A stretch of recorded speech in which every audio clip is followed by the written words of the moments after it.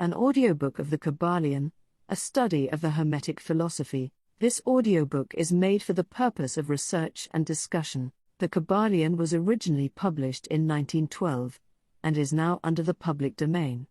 The views expressed are those of the authors, though they are unnamed. Kybalion, a study of the Hermetic philosophy of ancient Egypt and Greece, by 3 initiates. The lips of wisdom are closed, except to the ears of understanding, to Hermes Trismegistus, known by the ancient Egyptians as the great and master of masters. This little volume of Hermetic teaching is reverently dedicated. Introduction. We take great pleasure in presenting to the attention of students and investigators of the secret doctrines this little work based upon the world-old Hermetic teachings.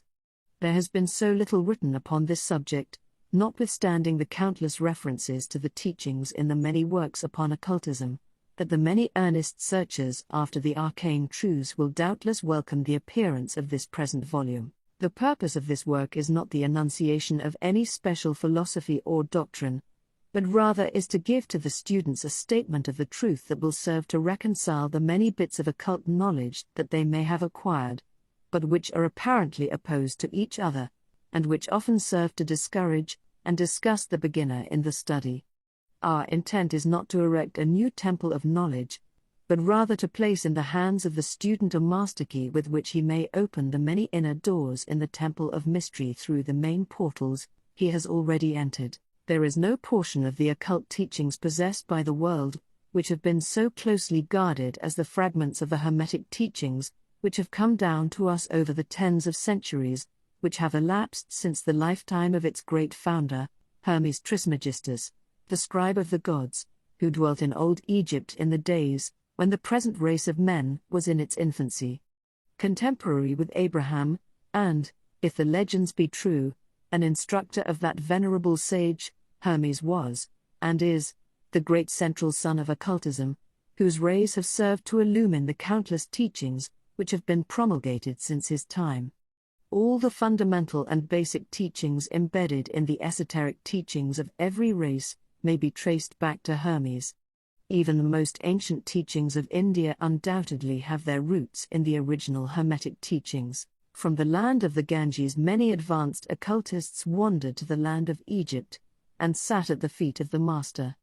From him they obtained the master key which explained and reconciled their divergent views, and thus the secret doctrine was firmly established.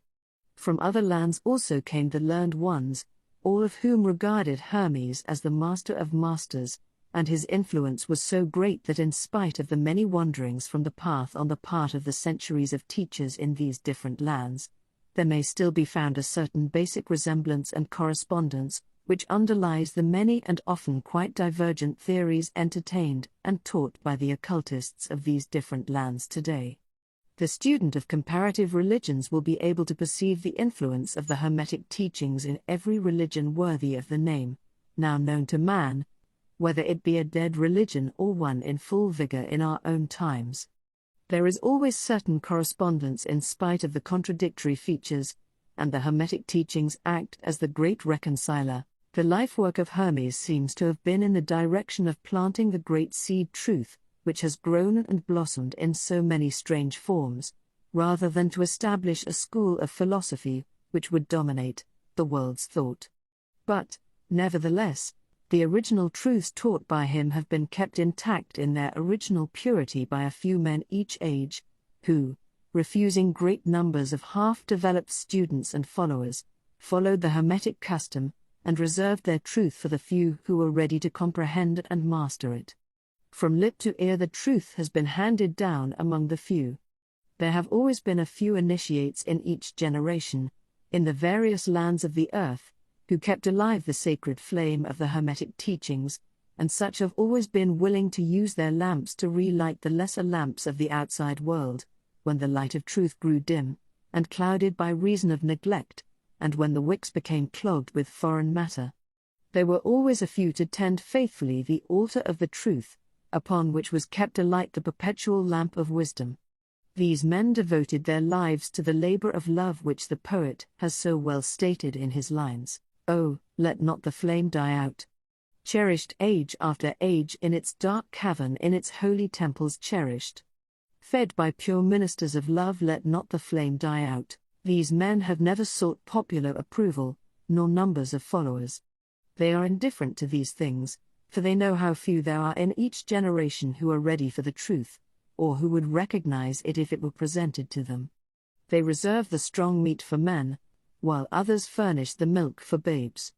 They reserve their pearls of wisdom for the few elect, who recognize their value, and who wear them in their crowns, instead of casting them before the materialistic vulgar swine, who would trample them in the mud and mix them with their disgusting mental food.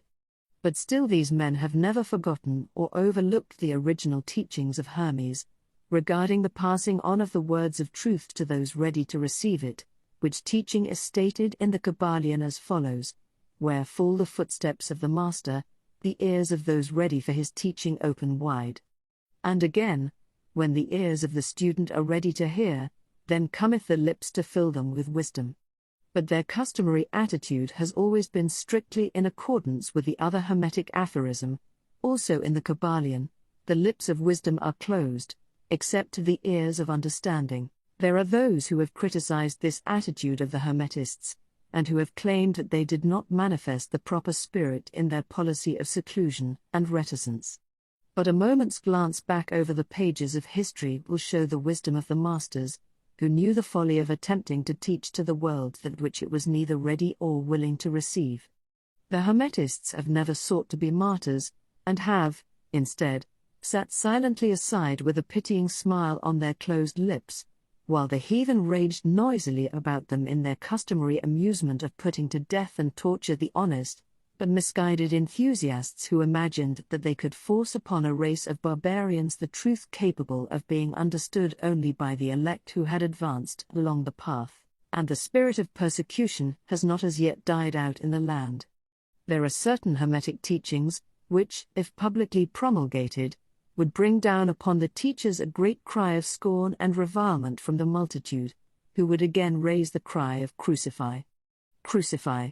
In this little work we have endeavored to give you an idea of the fundamental teachings of the Kybalion, striving to give you the working principles, leaving you to apply them yourselves, rather than attempting to work out the teaching in detail. If you are a true student, you will be able to work out and apply these principles. If not, then you must develop yourself into one, for otherwise the Hermetic teachings will be as words, words, words to you. The Three Initiates. Chapter 1. The Hermetic Philosophy. The lips of wisdom are closed, except to the ears of understanding. The Kybalion. From old Egypt have come the fundamental esoteric and occult teachings, which have so strongly influenced the philosophies of all races, nations and peoples, for several thousand years. Egypt, the home of the pyramids and the Sphinx, was the birthplace of the hidden wisdom and mystic teachings. From her secret doctrine all nations have borrowed. India, Persia, Chaldea, Media, China, Japan, Assyria, ancient Greece and Rome, and other ancient countries partook liberally at the feast of knowledge which the hierophants and masters of the land of Isis so freely provided for those who came prepared to partake of the great store of mystic and occult lore which the masterminds of that ancient land had gathered together. In ancient Egypt dwelt the great adepts and masters who have never been surpassed, and who seldom have been equaled, during the centuries that have taken their processional flight since the days of the great Hermes. In Egypt was located the great lodge of lodges of the mystics. At the doors of her temples entered the neophytes who afterward, as hierophants, adepts, and masters, traveled to the four corners of the earth, carrying with them the precious knowledge which they were ready, anxious, and willing to pass on to those who were ready to receive the same. All students of the occult recognize the debt that they owe to these venerable masters of that ancient land. But among these great masters of ancient Egypt there once dwelt one of whom masters hailed as the Master of Masters. This man, if man indeed he was, dwelt in Egypt in the earliest days. He was known as Hermes Trismegistus.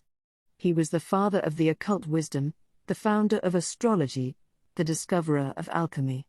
The details of his life story are lost to history, owing to the lapse of the years, though several of the ancient countries disputed with each other in their claims to the honor of having furnished his birthplace, and this thousands of years ago. The date of his sojourn in Egypt, in that his last incarnation on this planet, is not now known, but it has been fixed at the early days of the oldest dynasties of Egypt long before the days of Moses. The best authorities regard him as a contemporary of Abraham, and some of the Jewish traditions go so far as to claim that Abraham acquired a portion of his mystic knowledge from Hermes himself. As the years rolled by after his passing from this plane of life, tradition recording that he lived 300 years in the flesh, the Egyptians deified Hermes, and made him one of their gods, under the name of Thoth. Years after, the people of ancient Greece also made him one of their many gods, calling him Hermes, the god of wisdom.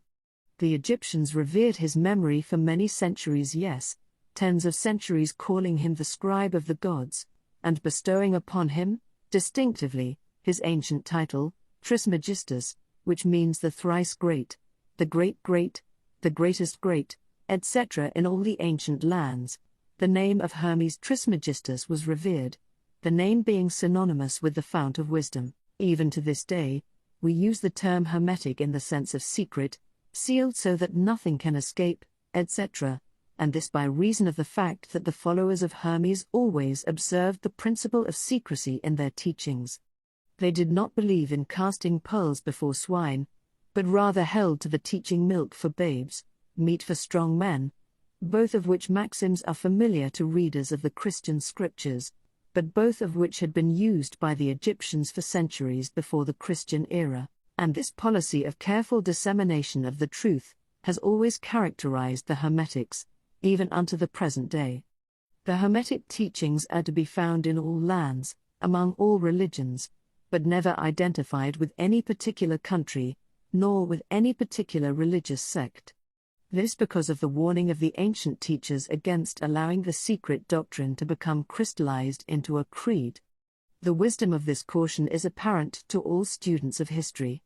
The ancient occultism of India and Persia degenerated, and was largely lost, owing to the fact that the teachers became priests, and so mixed theology with the philosophy, the result being that the occultism of India and Persia has been gradually lost amidst the mass of religious superstition, cults, creeds and gods. So it was with ancient Greece and Rome. So it was with the Hermetic teachings of the Gnostics and early Christians, which were lost at the time of Constantine, whose iron hand smothered philosophy with the blanket of theology, losing to the Christian Church that which was its very essence and spirit, and causing it to grope throughout several centuries before it found the way back to its ancient faith.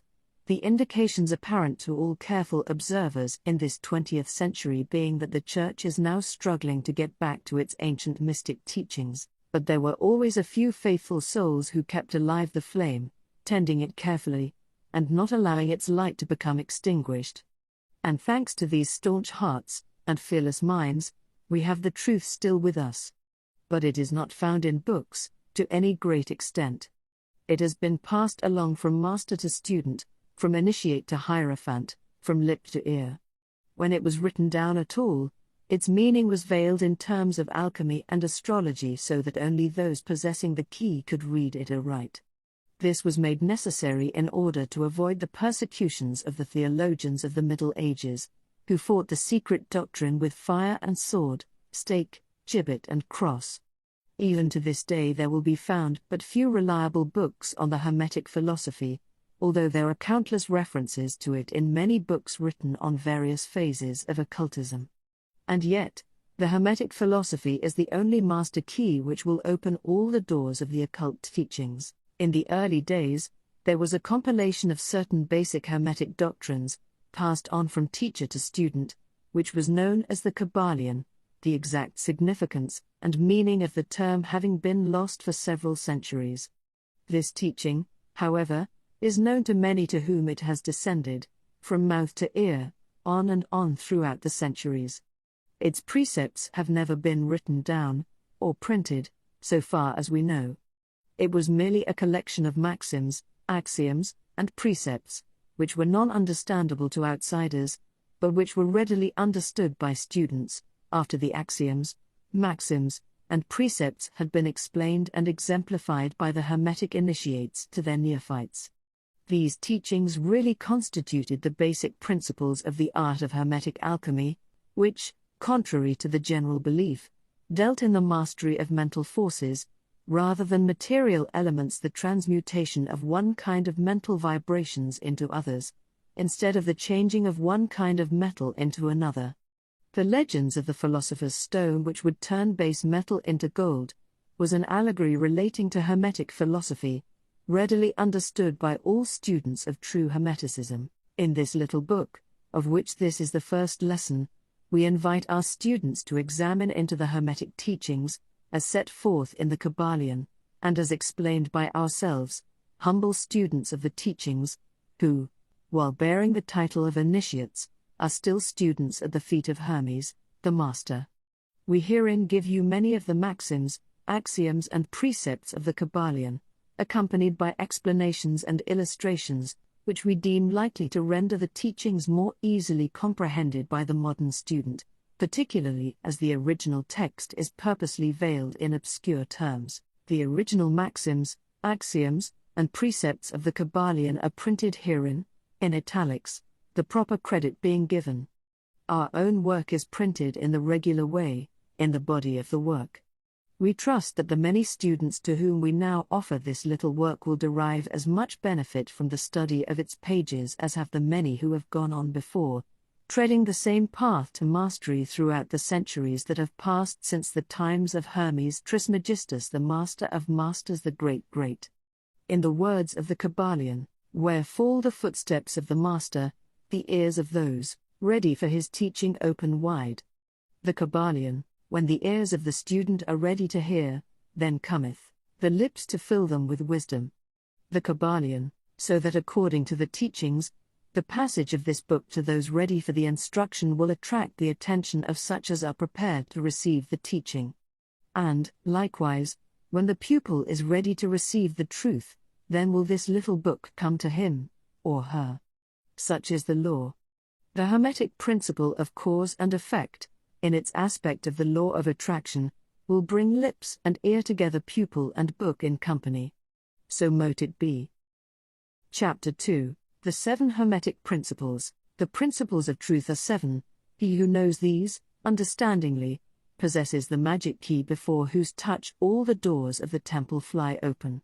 The Kybalion, the 7 Hermetic Principles, upon which the entire Hermetic philosophy is based, are as follows. 1. The principle of mentalism. 2. The principle of correspondence. 3. The principle of vibration. 4. The principle of polarity. 5. The principle of rhythm. 6. The principle of cause and effect. 7. The principle of gender. These 7 principles will be discussed and explained as we proceed with these lessons. A short explanation of each, however, may as well be given at this point. 1. The principle of mentalism. The all is mind, the universe is mental. The Kybalion, this principle embodies the truth that all is mind. It explains that the all, which is the substantial reality underlying all the outward manifestations and appearances which we know under the terms of the material universe, the phenomena of life, matter, energy, and, in short, all that is apparent to our material senses, is spirit, which in itself is unknowable and undefinable, but which may be considered and thought of as an universal, infinite, living mind. It also explains that all the phenomenal world or universe is simply a mental creation of the all, subject to the laws of created things, and that the universe, as a whole, and in its parts or units, has its existence in the mind of the all, in which mind we live and move, and have our being. This principle, by establishing the mental nature of the universe, easily explains all of the varied mental and psychic phenomena that occupy such a large portion of the public attention, and which, without such explanation, are non-understandable and defy scientific treatment.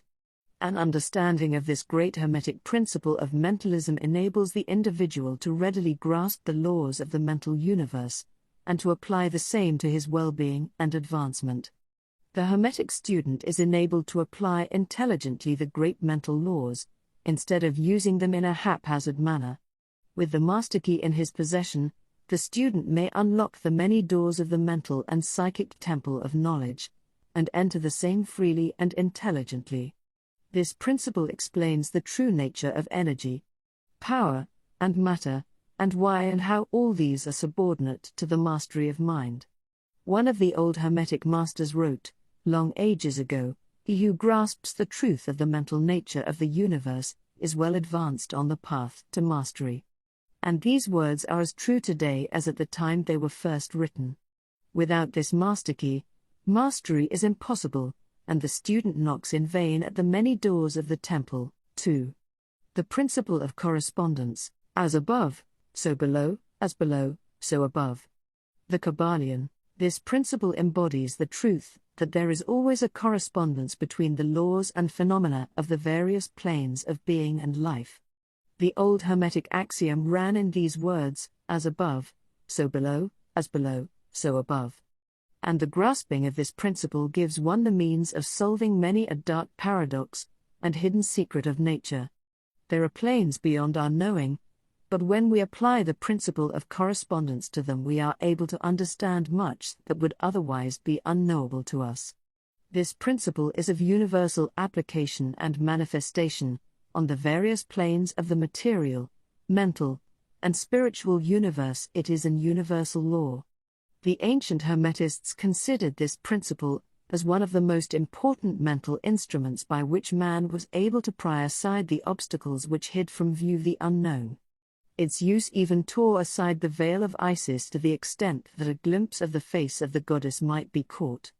Just as a knowledge of the principles of geometry enables man to measure distant suns and their movements, while seated in his observatory, so a knowledge of the principle of correspondence enables man to reason intelligently from the known to the unknown.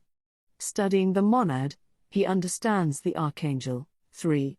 The principle of vibration. Nothing rests, everything moves, everything vibrates. The Kybalion. This principle embodies the truth that everything is in motion, everything vibrates, nothing is at rest, facts which modern science endorses, and which each new scientific discovery tends to verify. And yet this Hermetic principle was enunciated thousands of years ago, by the masters of ancient Egypt. This principle explains that the differences between different manifestations of matter, energy, mind, and even spirit, result largely from varying rates of vibration. From the all, which is pure spirit, down to the grossest form of matter, all is in vibration. The higher the vibration, the higher the position in the scale. The vibration of spirit is at such an infinite rate of intensity and rapidity that it is practically at rest, just as a rapidly moving will seems to be motionless. And at the other end of the scale, there are gross forms of matter whose vibrations are so low as to seem at rest. Between these poles, there are millions upon millions of varying degrees of vibration. From corpuscle and electron, atom and molecule, to worlds and universes, everything is in vibratory motion. This is also true on the planes of energy and force, which are but varying degrees of vibration, and also on the mental planes, whose states depend upon vibrations, and even on to the spiritual planes. An understanding of this principle, with the appropriate formulas, enables Hermetic students to control their own mental vibrations, as well as those of others. The masters also apply this principle to the conquering of natural phenomena, in various ways. He who understands the principle of vibration has grasped the scepter of power, says one of the old writers. 4. The principle of polarity. Everything is dual, everything has poles, everything has its pair of opposites, like and unlike are the same, opposites are identical in nature, but different in degree, extremes meet, all truths are but half-truths, all paradoxes may be reconciled. The Kybalion. This principle embodies the truth that everything is dual, everything has two poles, everything has its pair of opposites, all of which were old Hermetic axioms. It explains the old paradoxes that have perplexed so many, which have been stated as follows: thesis and antithesis are identical in nature, but different in degree. Opposites are the same, differing only in degree. The pairs of opposites may be reconciled, extremes meet, everything is and isn't, at the same time, all truths are but half-truths, every truth is half-false, there are two sides to everything, etc., etc., etc. It explains that in everything there are two poles, or opposite aspects, and that opposites are really only the two extremes of the same thing, with many varying degrees between them. To illustrate, heat and cold, although opposites, are really the same thing, the differences consisting merely of degrees of the same thing. Look at your thermometer, and see if you can discover where heat terminates and cold begins. There is no such thing as absolute heat or absolute cold. The two terms heat and cold simply indicate varying degrees of the same thing, and that same thing which manifests as heat and cold is merely a form, variety, and rate of vibration. So heat and cold are simply the two poles of that which we call heat, and the phenomena attendant thereupon are manifestations of the principle of polarity. The same principle manifests in the case of light and darkness, which are the same thing, the difference consisting of varying degrees between the two poles of the phenomena. Where does darkness leave off, and light begin? What is the difference between large and small? Between hard and soft? Between black and white? Between sharp and dull? Between noise and quiet? Between high and low? Between positive and negative? The principle of polarity explains these paradoxes, and no other principle can supersede it. The same principle operates on the mental plane. Let us take a radical and extreme example, that of love and hate, two mental states apparently totally different. And yet there are degrees of hate and degrees of love, and a middle point in which we use the terms like or dislike, which shade into each other so gradually that sometimes we are at a loss to know whether we like or dislike or neither. And all are simply degrees of the same thing, as you will see if you will but think a moment. And, more than this, and considered of more importance by the Hermetists, it is possible to change the vibrations of hate to the vibrations of love, in one's own mind, and in the minds of others. Many of you, who read these lines, have had personal experiences of the involuntary rapid transition from love to hate, and the reverse, in your own case and that of others. And you will therefore realize the possibility of this being accomplished by the use of the will, by means of the Hermetic formulas. Good and evil are but the poles of the same thing, and the Hermetist understands the art of transmuting evil into good, by means of an application of the principle of polarity. In short, the art of polarization becomes a phase of mental alchemy known and practiced by the ancient and modern Hermetic masters. An understanding of the principle will enable one to change his own polarity, as well as that of others, if he will devote the time and study necessary to master the art. 5. The principle of rhythm. Everything flows, out and in, everything has its tides, all things rise and fall, the pendulum swing manifests in everything. The measure of the swing to the right is the measure of the swing to the left, rhythm compensates. The Kybalion. This principle embodies the truth that in everything there is manifested a measured motion, to and fro, a flow and inflow, a swing backward and forward, a pendulum-like movement, a tide-like ebb and flow, a high tide and low tide, between the two poles which exist in accordance with the principle of polarity described a moment ago. There is always an action and a reaction, an advance and a retreat, a rising and a sinking. This is in the affairs of the universe, suns, worlds, men, animals, mind, energy, and matter. This law is manifest in the creation and destruction of worlds, in the rise and fall of nations, in the life of all things, and finally in the mental states of man, and it is with this latter that the Hermetists find the understanding of the principle most important. The Hermetists have grasped this principle, finding its universal application, and have also discovered certain means to overcome its effects in themselves by the use of the appropriate formulas and methods. They apply the mental law of neutralization. They cannot annul the principle, or cause it to cease its operation, but they have learned how to escape its effects upon themselves, to a certain degree depending upon the mastery of the principle. They have learned how to use it, instead of being used by it. In this and similar methods consist the art of the Hermetists. The master of Hermetics polarizes himself at the point at which he desires to rest, and then neutralizes the rhythmic swing of the pendulum which would tend to carry him to the other pole.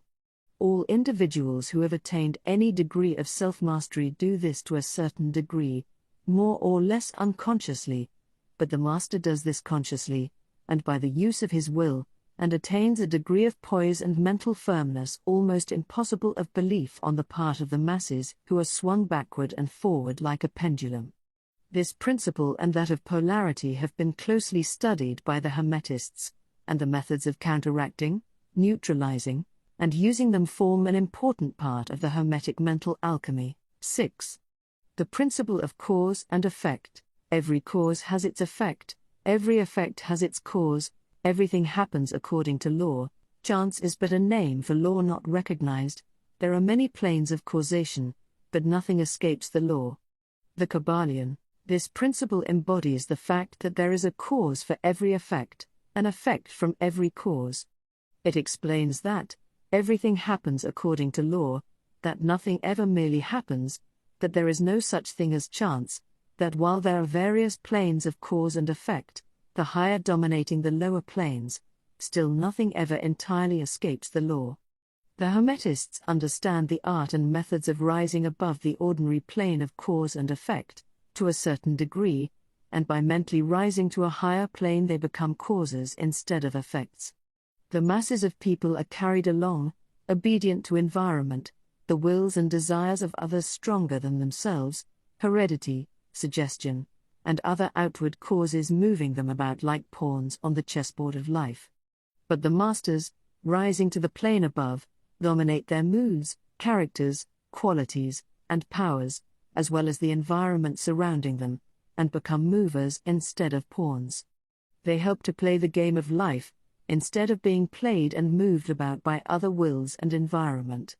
They use the principle instead of being its tools. The masters obey the causation of the higher planes, but they help to rule on their own plane. In this statement there is condensed a wealth of Hermetic knowledge. Let him read who can. 7. The principle of gender. Gender is in everything. Everything has its masculine and feminine principles. Gender manifests on all planes. The Kybalion. This principle embodies the truth that there is gender manifested in everything, the masculine and feminine principles ever at work. This is true not only of the physical plane, but of the mental and even the spiritual planes. On the physical plane, the principle manifests as sex.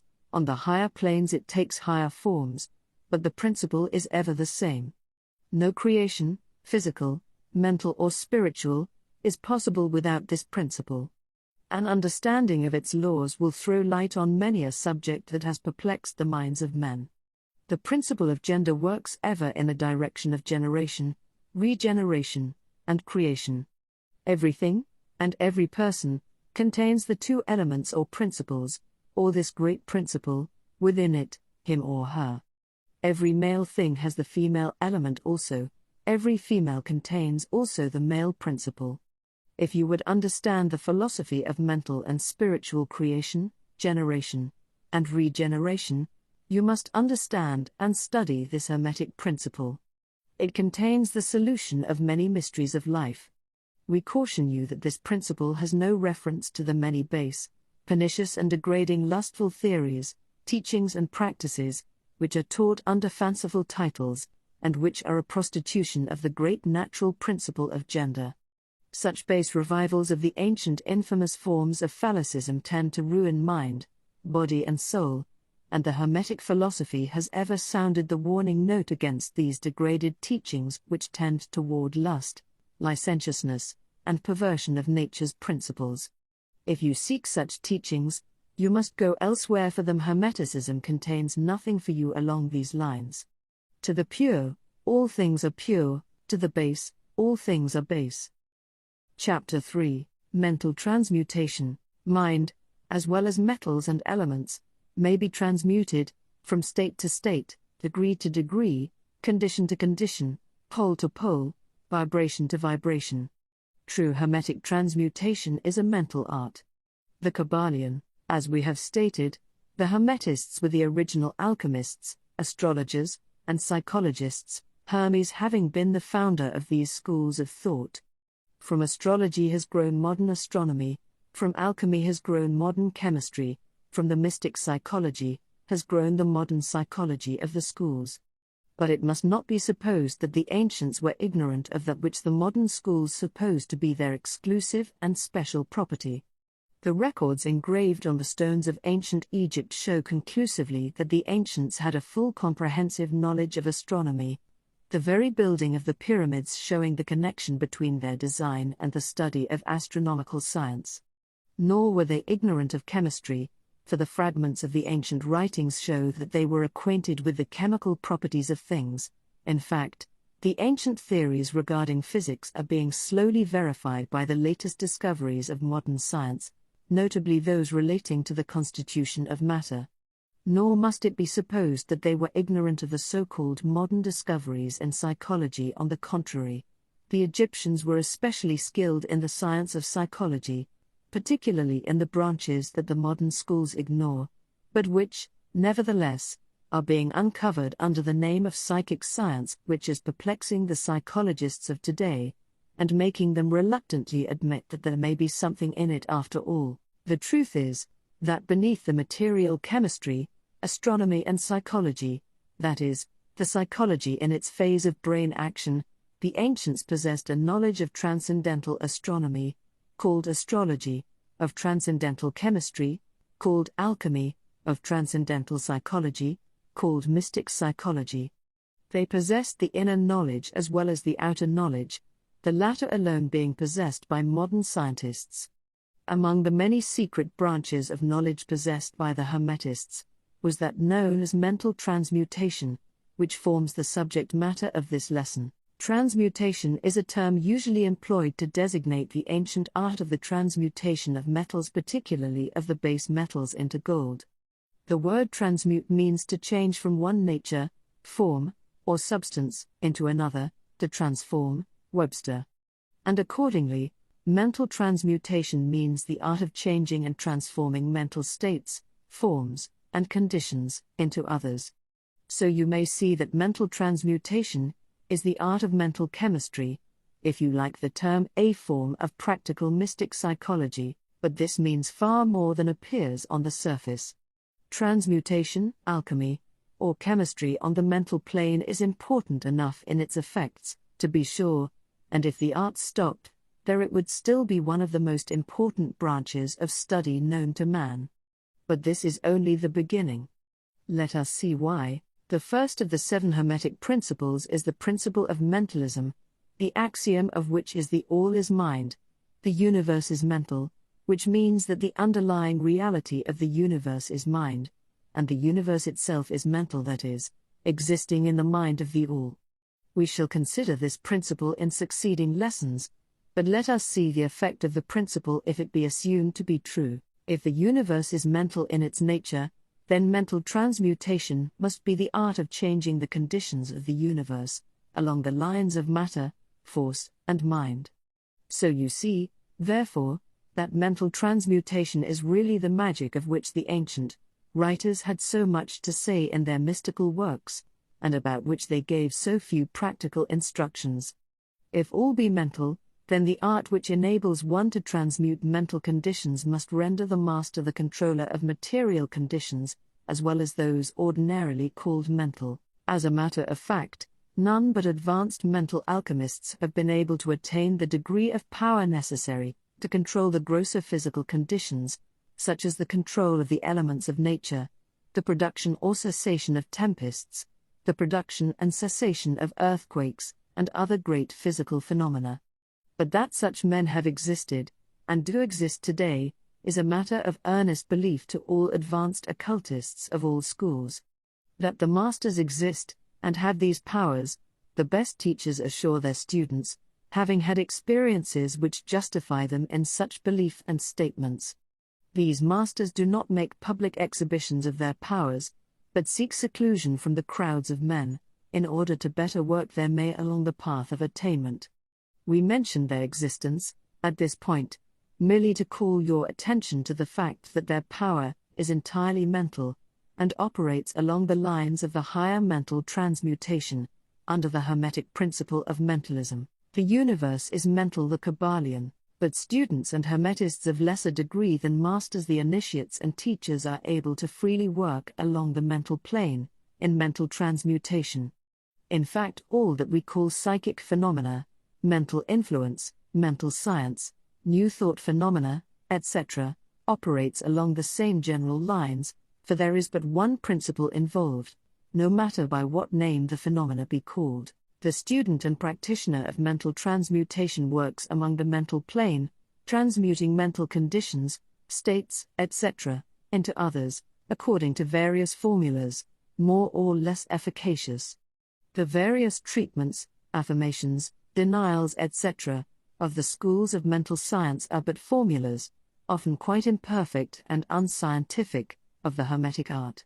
The majority of modern practitioners are quite ignorant compared to the ancient masters, for they lack the fundamental knowledge upon which the work is based. Not only may the mental states, etc., of one's self be changed or transmuted by Hermetic methods, but also the states of others may be, and are, constantly transmuted in the same way, usually unconsciously, but often consciously by some understanding the laws and principles, in cases where the people affected are not informed of the principles of self-protection. And more than this, as many students and practitioners of modern mental science know, every material condition depending upon the minds of other people may be changed or transmuted in accordance with the earnest desire, will, and treatments of person desiring changed conditions of life. The public are so generally informed regarding these things at present, that we do not deem it necessary to mention the same at length, our purpose at this point being merely to show the Hermetic principle and art underlying all of these various forms of practice, good and evil, for the force can be used in opposite directions according to the Hermetic principles of polarity. In this little book we shall state the basic principles of mental transmutation, that all who read may grasp the underlying principles, and thus possess the master key that will unlock the many doors of the principle of polarity. We shall now proceed to a consideration of the first of the Hermetic 7 principles, the principle of mentalism, in which is explained the truth that the all is mind, the universe is mental, in the words of the Kybalion. We ask the close attention and careful study of this great principle, on the part of our students, for it is really the basic principle of the whole Hermetic philosophy, and of the Hermetic art of mental transmutation. Chapter 4. The all, under, and back of, the universe of time, space, and change, is ever to be found the substantial reality, the fundamental truth. The Kybalion, substance means, that which underlies all outward manifestations, the essence, the essential reality, the thing in itself, etc. Substantial means, actually existing, being the essential element, being real, etc. Reality means, the state of being real, true, enduring, valid, fixed, permanent, actual, etc. Under and behind all outward appearances or manifestations, there must always be a substantial reality. This is the law. Man, considering the universe, of which he is a unit, sees nothing but change in matter, forces, and mental states. He sees that nothing really is, but that everything is becoming and changing. Nothing stands still, everything is being born, growing, dying. The very instant a thing reaches its height, it begins to decline. The law of rhythm is in constant operation. There is no reality, enduring quality, fixity, or substantiality in anything. Nothing is permanent but change. He sees all things evolving from other things, and resolving into other things, constant action and reaction, inflow and outflow, building up and tearing down, creation and destruction, birth, growth and death. Nothing endures but change. And if he be a thinking man, he realizes that all of these changing things must be but outward appearances or manifestations of some underlying power, some substantial reality. All thinkers, in all lands and in all times, have assumed the necessity for postulating the existence of this substantial reality. All philosophies worthy of the name have been based upon this thought. Men have given to this substantial reality many names. Some have called it by the term of deity, under many titles. Others have called it the infinite and eternal energy. Others have tried to call it matter, but all have acknowledged its existence. It is self-evident, it needs no argument. In these lessons we have followed the example of some of the world's greatest thinkers, both ancient and modern, the Hermetic masters, and have called this underlying power, this substantial reality, by the Hermetic name of the All, which term we consider the most comprehensive of the many terms applied by man to that which transcends names and terms. We accept and teach the view of the great Hermetic thinkers of all times, as well as of those illumined souls who have reached higher planes of being, both of whom assert that the inner nature of the All is unknowable. This must be so, for naught by the All itself can comprehend its own nature and being. The Hermetists believe and teach that the All, in itself, is and must ever be unknowable. They regard all the theories, guesses and speculations of the theologians and metaphysicians regarding the inner nature of the All as but the childish efforts of mortal minds to grasp the secret of the infinite. Such efforts have always failed, and will always fail, from the very nature of the task. One pursuing such inquiries travels around and around in the labyrinth of thought, until he is lost to all sane reasoning, action or conduct, and is utterly unfitted for the work of life. He is like the squirrel which frantically runs around and around the circling treadmill wheel of his cage, traveling ever and yet reaching nowhere, at the end a prisoner still, and standing just where he started. And still more presumptuous are those who attempt to ascribe to the All the personality, qualities, properties, characteristics and attributes of themselves, ascribing to the All the human emotions, feelings, and characteristics, even down to the pettiest qualities of mankind, such as jealousy, susceptibility to flattery and praise, desire for offerings and worship, and all the other survivals from the days of the childhood of the race. Such ideas are not worthy of grown men and women, and are rapidly being discarded. At this point, it may be proper for me to state that we make a distinction between religion and theology, between philosophy and metaphysics. Religion, to us, means that intuitional realization of the existence of the All, and one's relationship to it, while theology means the attempts of men to ascribe personality, qualities, and characteristics to it, their theories regarding its affairs, will, desires, plans, and designs, and their assumption of the office of middlemen between the All and the people. Philosophy, to us, means the inquiry after knowledge of things knowable and thinkable, while metaphysics means the attempt to carry the inquiry over and beyond the boundaries and into regions unknowable and unthinkable, and with the same tendency as that of theology. And consequently, both religion and philosophy mean to us things having roots in reality, while theology and metaphysics seem like broken reeds, rooted in the quicksands of ignorance, and affording naught but the most insecure support for the mind or soul of man. We do not insist upon our students accepting these definitions, we mention them merely to show our position.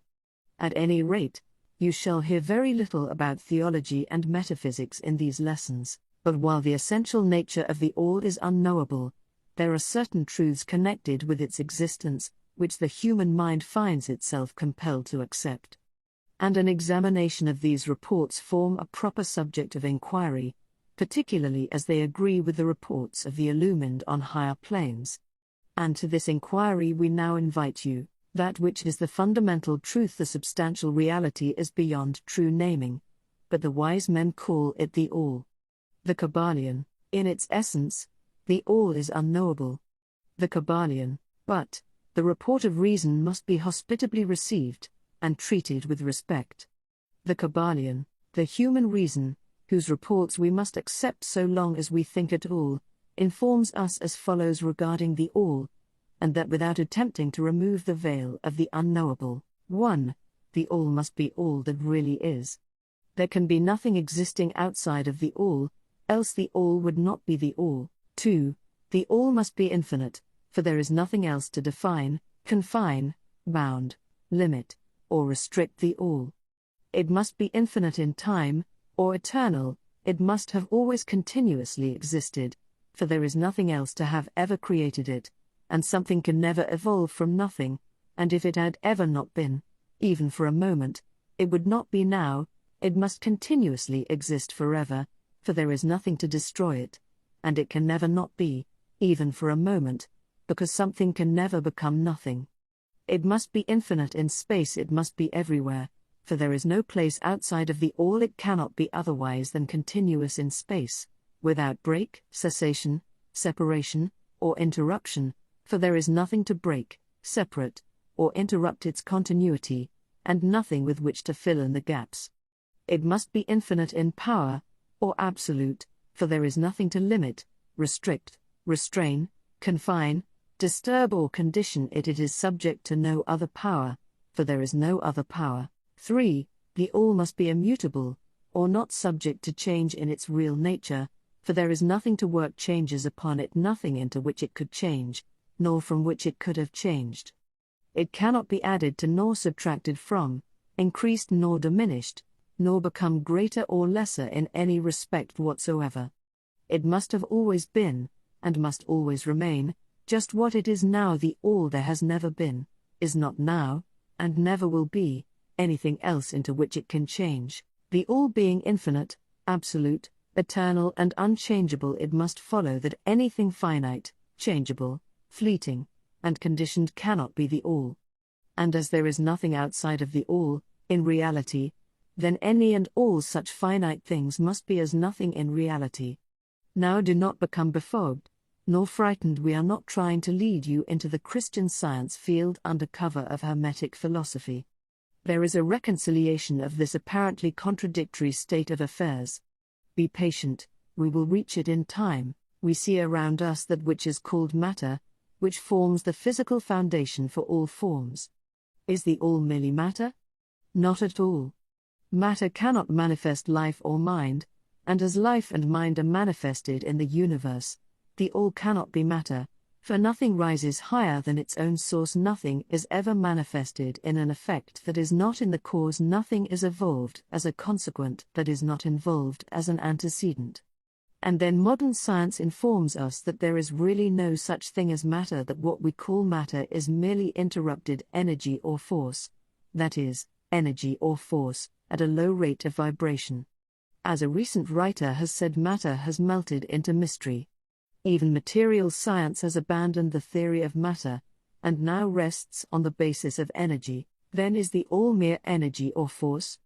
Not energy or force as the materialists use the terms, for their energy and force are blind, mechanical things, devoid of life or mind. Life and mind can never evolve from blind energy or force, for the reason given a moment ago. Nothing can rise higher than its source. Nothing is evolved unless it is involved. Nothing manifests in the effect, unless it is in the cause. And so the all cannot be mere energy or force, for, if it were, then there would be no such things as life and mind in existence, and we know better than that, for we are alive and using mind to consider this very question, and so are those who claim that energy or force is everything. What is there then higher than matter or energy that we know to be existent in the universe? Life and mind. Life and mind in all their varying degrees of unfoldment. Then, you ask, do you mean to tell us that the all is life and mind? Yes. And no. Is our answer. If you mean life and mind as we poor petty mortals know them, we say no. The all is not that. But what kind of life and mind do you mean? You ask. The answer is living mind, as far above that which mortals know by those words, as life and mind are higher than mechanical forces, or matter. Infinite living mind as compared to finite life and mind. We mean that which the illumined souls mean, when they reverently pronounce the word, spirit. The all is infinite living mind, the illumined call it spirit. Chapter 5. The Mental Universe. The universe is mental, held in the mind of the all. The Kybalion. The all is spirit. But what is spirit? This question cannot be answered, for the reason that its definition is practically that of the all, which cannot be explained or defined. Spirit is simply a name that men give to the highest conception of infinite living mind. It means the real essence, it means living mind, as much superior to life and mind as we know them, as the latter are superior to mechanical energy and matter. Spirit transcends our understanding, and we use the term merely that we may think or speak of the all.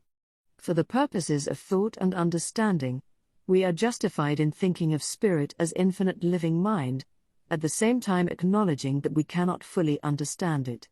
We must either do this or stop thinking of the matter at all. Let us now proceed to a consideration of the nature of the universe, as a whole and in its parts. What is the universe? We have seen that there can be nothing outside of the all.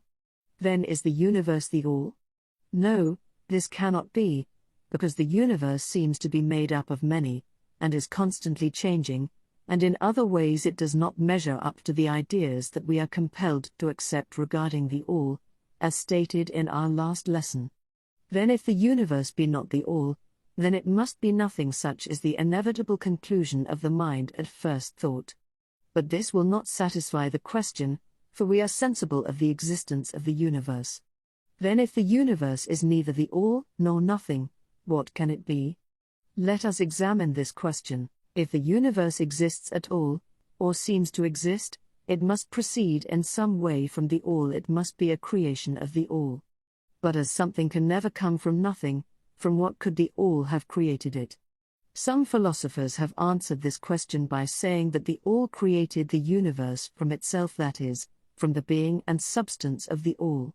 But this will not do, for the all cannot be subtracted from, nor divided, as we have seen, and then again, if this be so, would not each particle in the universe be aware of its being the all? The all could not lose its knowledge of itself, nor actually become an atom, or blind force, or lowly living thing.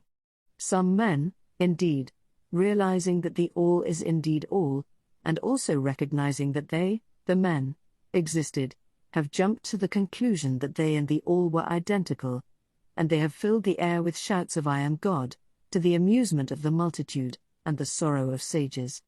The claim of the corpuscle that, "I am man," would be modest in comparison, but, what indeed is the universe, if it be not the all, not yet created by the all having separated itself into fragments? What else can it be? Of what else can it be made? This is the great question. Let us examine it carefully. We find here that the principle of correspondence, see lesson I, comes to our aid here. The old Hermetic axiom, as above so below, may be pressed into service at this point. Let us endeavor to get a glimpse of the workings on higher planes by examining those on our own. The principle of correspondence must apply to this as well as to other problems. Let us see. On his own plane of being, how does man create? Well, first, he may create by making something out of outside materials. But this will not do, for there are no materials outside of the all with which it may create. Well, then, secondly, man procreates or reproduces his kind by the process of begetting, which is self-multiplication accomplished by transferring a portion of his substance to his offspring. But this will not do, because the all cannot transfer or subtract a portion of itself, nor can it reproduce or multiply itself. In the first place, there would be a taking away, and in the second case a multiplication or addition to the all, both thoughts being an absurdity.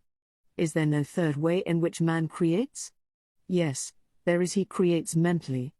And in so doing he uses no outside materials, nor does he reproduce himself, and yet his spirit pervades the mental creation. Following the principle of correspondence, we are justified in considering that the all creates the universe mentally, in a manner akin to the process whereby man creates mental images. And, here is where the report of reason tallies precisely with the report of the illumined, as shown by their teachings and writings. Such are the teachings of the wise men. Such was the teaching of Hermes: the all can create in no other way except mentally, without either using material, and there is none to use, or else reproducing itself, which is also impossible. There is no escape from this conclusion of the reason, which, as we have said, agrees with the highest teachings of the illumined. Just as you, student, may create a universe of your own in your mentality, so does the all create universes in its own mentality. But your universe is the mental creation of a finite mind, whereas that of the all is the creation of an infinite. The two are similar in kind, but infinitely different in degree. We shall examine more closely into the process of creation and manifestation as we proceed. But this is the point to fix in your minds at this stage: the universe, and all it contains, is a mental creation of the all. Verily indeed, all is mind. The all creates in its infinite mind countless universes, which exist for eons of time, and yet, to the all, the creation, development, decline and death of a million universes is as the time of the twinkling of an eye. The Kybalion, the infinite mind of the all, is the womb of universes. The Kybalion, the principle of gender, see lesson I and other lessons to follow, is manifested on all planes of life, material, mental and spiritual. But, as we have said before, gender does not mean sex. Sex is merely a material manifestation of gender. Gender means relating to generation or creation. And whenever anything is generated or created, on any plane, the principle of gender must be manifested. And this is true even in the creation of universes. Now do not jump to the conclusion that we are teaching that there is a male and female God, or creator. That idea is merely a distortion of the ancient teachings on the subject. The true teaching is that the all, in itself, is above gender, as it is above every other law, including those of time and space. It is the law, from which the laws proceed, and it is not subject to them. But when the all manifests on the plane of generation or creation, then it acts according to law and principle, for it is moving on a lower plane of being. And consequently it manifests the principle of gender, in its masculine and feminine aspects, on the mental plane. Of course, this idea may seem startling to some of you who hear it for the first time, but you have all really passively accepted it in your everyday conceptions. You speak of the fatherhood of God, and the motherhood of nature of God, the divine Father, and nature the universal mother, and have thus instinctively acknowledged the principle of gender in the universe. Is this not so? But the Hermetic teaching does not imply a real duality. The all is one. Two aspects are merely aspects of manifestation. The teaching is that the masculine principle manifested by the all stands, in a way, apart from the actual mental creation of the universe. It projects its will toward the feminine principle, which may be called nature, whereupon the latter begins the actual work of the evolution of the universe, from simple centers of activity onto man, and then on and on still higher, all according to well-established and firmly enforced laws of nature. If you prefer the old figures of thought, you may think of the masculine principle as God, the Father, and of the feminine principle as nature, the universal mother, from whose womb all things have been born. This is more than a mere poetic figure of speech, it is an idea of the actual process of the creation of the universe. But always remember that the all is but one, and that in its infinite mind the universe is generated, created and exists. It may help you to get the proper idea, if you will apply the law of correspondence to yourself, and your own mind. You know that the part of you which you call I, in a sense, stands apart and witnesses the creation of mental images in your own mind. The part of your mind in which the mental generation is accomplished may be called the me, in distinction from the I which stands apart and witnesses and examines the thoughts, ideas and images of the me. As above, so below, remember, and the phenomena of one plane may be employed to solve the riddles of higher or lower planes. Is it any wonder that you, the child, feel that instinctive reverence for the all, which feeling we call religion, that respect and reverence for the Father mind? Is it any wonder that, when you consider the works and wonders of nature, you are overcome with a mighty feeling, which has its roots away down in your inmost being? It is the mother mind that you are pressing close up to, like a babe to the breast. Do not make the mistake of supposing that the little world you see around you, the earth, which is a mere grain of dust in the universe, is the universe itself. There are millions upon millions of such worlds, and greater. And there are millions of such universes in existence, within the infinite mind of the all. And even in our own little solar system there are regions and planes of life far higher than ours, and beings compared to which we earthbound mortals are as the slimy life forms that dwell on the ocean's bed when compared to man. There are beings with powers and attributes higher than man has ever dreamed of the gods possessing. And yet these beings were once as you, and still lower, and you will be even as they, and still higher, in time, for such is the destiny of man as reported by the illumined. And death is not real, even in the relative sense it is but birth to a new life, and you shall go on, and on, and on, to higher and still higher planes of life, for eons upon eons of time. The universe is your home, and you shall explore its farthest recesses before the end of time. You are dwelling in the infinite mind of the All, and your possibilities and opportunities are infinite, both in time and space. And at the end of the grand cycle of eons, when the All shall draw back into itself all of its creations, you will go gladly, for you will then be able to know the whole truth of being at one with the All. Such is the report of the illumined, those who have advanced well along the path, and, in the meantime, rest calm and serene. You are safe and protected by the infinite power of the Father-Mother mind. Within the Father-Mother mind, mortal children are at home. The Kybalion, there is not one who is fatherless, nor motherless in the universe. The Kybalion. Chapter 6, The Divine Paradox. The half-wise, recognizing the comparative unreality of the universe, imagine that they may defy its laws. Such are vain and presumptuous fools, and they are broken against the rocks and torn asunder by the elements by reason of their folly. The truly wise, knowing the nature of the universe, use law against laws, the higher against the lower, and by the art of alchemy transmute that which is undesirable into that which is worthy, and thus triumph. Mastery consists not in abnormal dreams, visions and fantastic imaginings or living, but in using the higher forces against the lower, escaping the pains of the lower planes by vibrating on the higher. Transmutation, not presumptuous denial, is the weapon of the master. The Kybalion. This is the paradox of the universe, resulting from the principle of polarity which manifests when the All begins to create. Hearken to it, for it points the difference between half-wisdom and wisdom. While to the infinite All, the universe, its laws, its powers, its life, its phenomena, are as things witnessed in the state of meditation or dream, yet to all that is finite, the universe must be treated as real, and life, and action, and thought, must be based thereupon, accordingly, although with an ever understanding of the higher truth. Each according to its own plane and laws. Were the All to imagine that the universe were indeed reality, then woe to the universe, for there would be then no escape from lower to higher.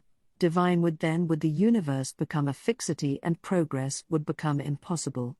And if man, owing to half-wisdom, acts and lives and thinks of the universe as merely a dream, akin to his own finite dreams, then indeed does it so become for him, and like a sleepwalker he stumbles ever around and around in a circle, making no progress, and being forced into an awakening at last by his falling bruised and bleeding over the natural laws which he ignored. Keep your mind ever on the star, but let your eyes watch over your footsteps, lest you fall into the mire by reason of your upward gaze. Remember the divine paradox, that while the universe is not, still it is. Remember ever the two poles of truth, the absolute and the relative. Beware of half-truths. What Hermetists know as the law of paradox is an aspect of the principle of polarity. The Hermetic writings are filled with references to the appearance of the paradox in the consideration of the problems of life and being. The teachers are constantly warning their students against the error of omitting the other side of any question. And their warnings are particularly directed to the problems of the absolute and the relative, which perplex all students of philosophy, and which cause so many to think and act contrary to what is generally known as common sense. And we caution all students to be sure to grasp the divine paradox of the absolute and relative, lest they become entangled in the mire of the half-truth. With this in view, this particular lesson has been written. Read it carefully, The first thought that comes to the thinking man after he realizes the truth that the universe is a mental creation of the All, is that the universe and all that it contains is a mere illusion, an unreality, against which idea his instincts revolt. But this, like all other great truths, must be considered both from the absolute and the relative points of view. From the absolute viewpoint, of course, the universe is in the nature of an illusion, a dream, a phantasmagoria, as compared to the All in itself. We recognize this even in our ordinary view, for we speak of the world as a fleeting show that comes and goes, is born and dies, for the element of impermanence and change, finiteness and unsubstantiality, must ever be connected with the idea of a created universe when it is contrasted with the idea of the All, no matter what may be our beliefs concerning the nature of both.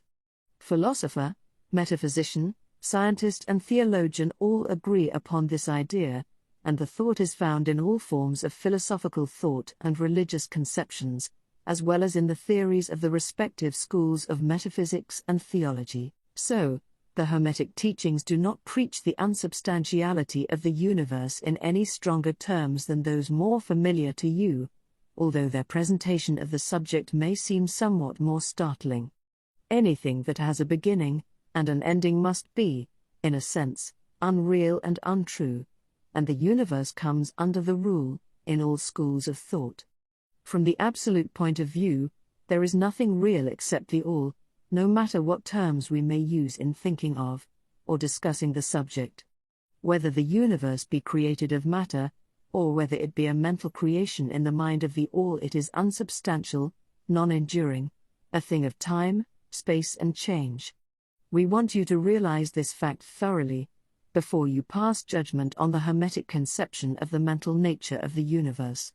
Think over any and all of the other conceptions, and see whether this be not true of them. But the absolute point of view shows merely one side of the picture, the other side is the relative one. Absolute truth has been defined as things as the mind of God knows them, while relative truth is things as the highest reason of man understands them. And so while to the All the universe must be unreal and illusionary, a mere dream or result of meditation, nevertheless, to the finite minds forming a part of that universe, and viewing it through mortal faculties, the universe is very real indeed, and must be so considered.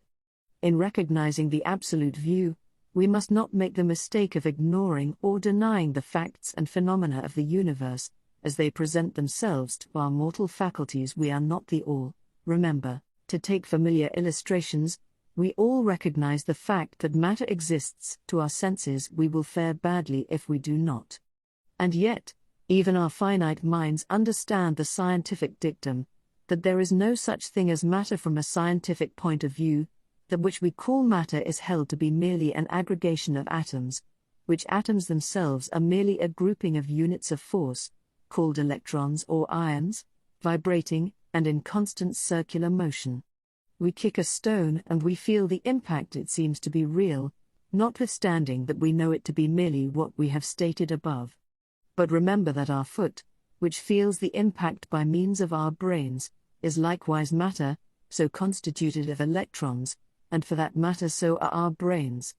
And, at the best, if it were not by reason of our mind, we would not know the foot or stone at all. Then again, the ideal of the artist or sculptor, which he is endeavoring to reproduce in stone or on canvas, seems very real to him.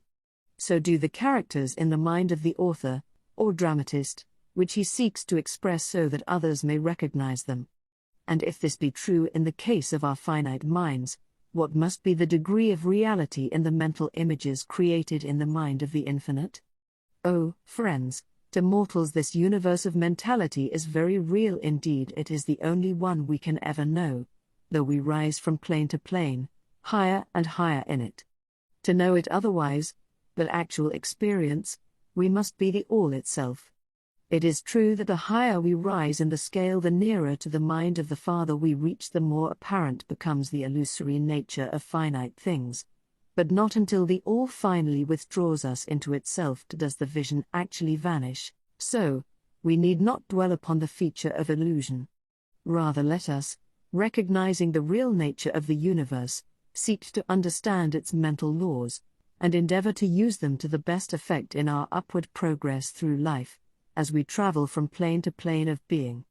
The laws of the universe are nonetheless iron laws, because of the mental nature. All, except the All, are bound by them. What is in the infinite mind of the All is real in a degree second only to that reality itself, which is vested in the nature of the All. So, do not feel insecure or afraid. We are all held firmly in the infinite mind of the All, and there is naught to hurt us or for us to fear. There is no power outside of the All to affect us. So we may rest calm and secure. There is a world of comfort and security in this realization when once attained. Then calm and peaceful do we sleep, rocked in the cradle of the deep, resting safely on the bosom of the ocean of infinite mind, which is the All.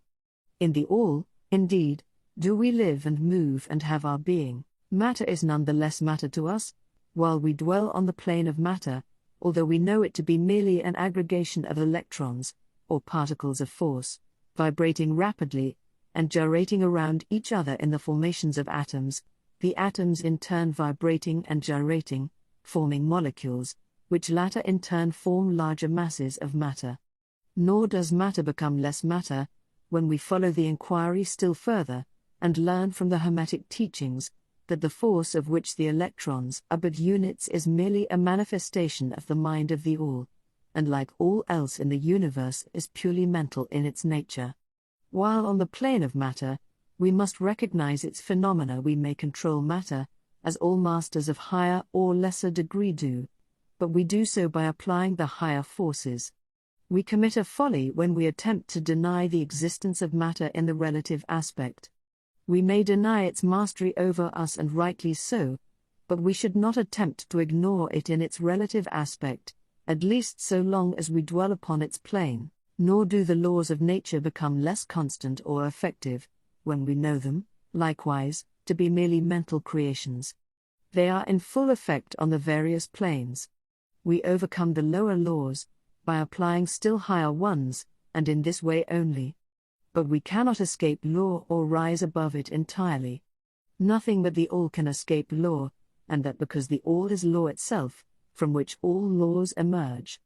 The most advanced masters may acquire the powers usually attributed to the gods of men, and there are countless ranks of being, in the great hierarchy of life, whose being and power transcends even that of the highest masters among men to a degree unthinkable by mortals, but even the highest master, and the highest being, must bow to the law, and be as nothing in the eye of the All. So that if even these highest beings, whose powers exceed even those attributed by men to their gods, if even these are bound by, and are subservient to law, then imagine the presumption of mortal man, of our race and grade, when he dares to consider the laws of nature as unreal, visionary and illusory, because he happens to be able to grasp the truth that the laws are mental in nature, and simply mental creations of the All. Those laws which the All intends to be governing laws are not to be defied or argued away. So long as the universe endures, will they endure, for the universe exists by virtue of these laws, which form its framework and which hold it together. The Hermetic principle of mentalism, while explaining the true nature of the universe upon the principle that all is mental, does not change the scientific conceptions of the universe, life, or evolution. In fact, science merely corroborates the Hermetic teachings. The latter merely teaches that the nature of the universe is mental, while modern science has taught that it is material, or, of late, that it is energy at the last analysis. The Hermetic teachings have no fault to find with Herbert Spencer's basic principle, which postulates the existence of an infinite and eternal energy, from which all things proceed. In fact, the Hermetics recognize in Spencer's philosophy the highest outside statement of the workings of the natural laws that have ever been promulgated, and they believe Spencer to have been a reincarnation of an ancient philosopher who dwelt in ancient Egypt thousands of years ago, and who later incarnated as Heraclitus, the Grecian philosopher who lived b.c. 500. And they regard his statement of the infinite and eternal energy as directly in the line of the Hermetic teachings, always with the addition of their own doctrine that his energy is the energy of the mind of the all. With the master key of the Hermetic philosophy, the student of Spencer will be able to unlock many doors of the inner philosophical conceptions of the great English philosopher, whose work shows the results of the preparation of his previous incarnations. His teachings regarding evolution and rhythm are in almost perfect agreement with the Hermetic teachings regarding the principle of rhythm. So, the student of Hermetics need not lay aside any of his cherished scientific views regarding the universe. All he is asked to do is to grasp the underlying principle of the all is mind, the universe is mental held in the mind of the all. He will find that the other 6 of the 7 principles will fit into his scientific knowledge, and will serve to bring out obscure points and to throw light in dark corners. This is not to be wondered at, when we realize the influence of the Hermetic thought of the early philosophers of Greece, upon whose foundations of thought the theories of modern science largely rest. The acceptance of the first Hermetic principle, mentalism, is the only great point of difference between modern science and Hermetic students, and science is gradually moving toward the Hermetic position in its groping in the dark for a way out of the labyrinth into which it has wandered in its search for reality. The purpose of this lesson is to impress upon the minds of our students the fact that, to all intents and purposes, the universe and its laws, and its phenomena, are just as real, so far as man is concerned, as they would be under the hypotheses of materialism or energism. Under any hypothesis, the universe in its outer aspect is changing, ever-flowing, and transitory, and therefore devoid of substantiality and reality. But, note the other pole of the truth: under the same hypotheses, we are compelled to act and live as if the fleeting things were real and substantial. With this difference, always, between the various hypotheses, that under the old views mental power was ignored as a natural force, while under mentalism it becomes the greatest natural force. And this one difference revolutionizes life, to those who understand the principle and its resulting laws and practice. So, finally, students all grasp the advantage of mentalism, and learn to know, use and apply the laws resulting therefrom. But do not yield to the temptation which, as the Kybalion states, overcomes the half-wise, and which causes them to be hypnotized by the apparent unreality of things, the consequence being that they wander about like dream people dwelling in a world of dreams, ignoring the practical work and life of man, the end being that they are broken against the rocks and torn asunder by the elements, by reason of their folly. Rather follow the example of the wise, which the same authority states, use law against laws, the higher against the lower, and by the art of alchemy transmute that which is undesirable into that which is worthy, and thus triumph. Following the authority, let us avoid the half-wisdom, which is folly, which ignores the truth that mastery consists not in abnormal dreams, visions, and fantastic imaginings or living, but in using the higher forces against the lower, escaping the pains of the lower planes by vibrating on the higher. Remember always, student, that transmutation, not presumptuous denial, is the weapon of the master. The above quotations are from the Kybalion, and are worthy of being committed to memory by the student. We do not live in a world of dreams, but in an universe which, while relative, is real so far as our lives and actions are concerned. Our business in the universe is not to deny its existence, but to live, using the laws to rise from lower to higher, living on, doing the best that we can under the circumstances arising each day, and living, so far as is possible, to our biggest ideas and ideals. The true meaning of life is not known to men on this plane. If, indeed, to any but the highest authorities, and our own intuitions, teach us that we will make no mistake in living up to the best that is in us, so far as is possible, and realizing the universal tendency in the same direction in spite of apparent evidence to the contrary. We are all on the path, and the road leads upward ever, with frequent resting places. Read the message of the Kybalion and follow the example of the wise, avoiding the mistake of the half-wise who perish by reason of their folly. Chapter 7. The All in All. While all is in the all, it is equally true that the all is in all. To him who truly understands this truth hath come great knowledge.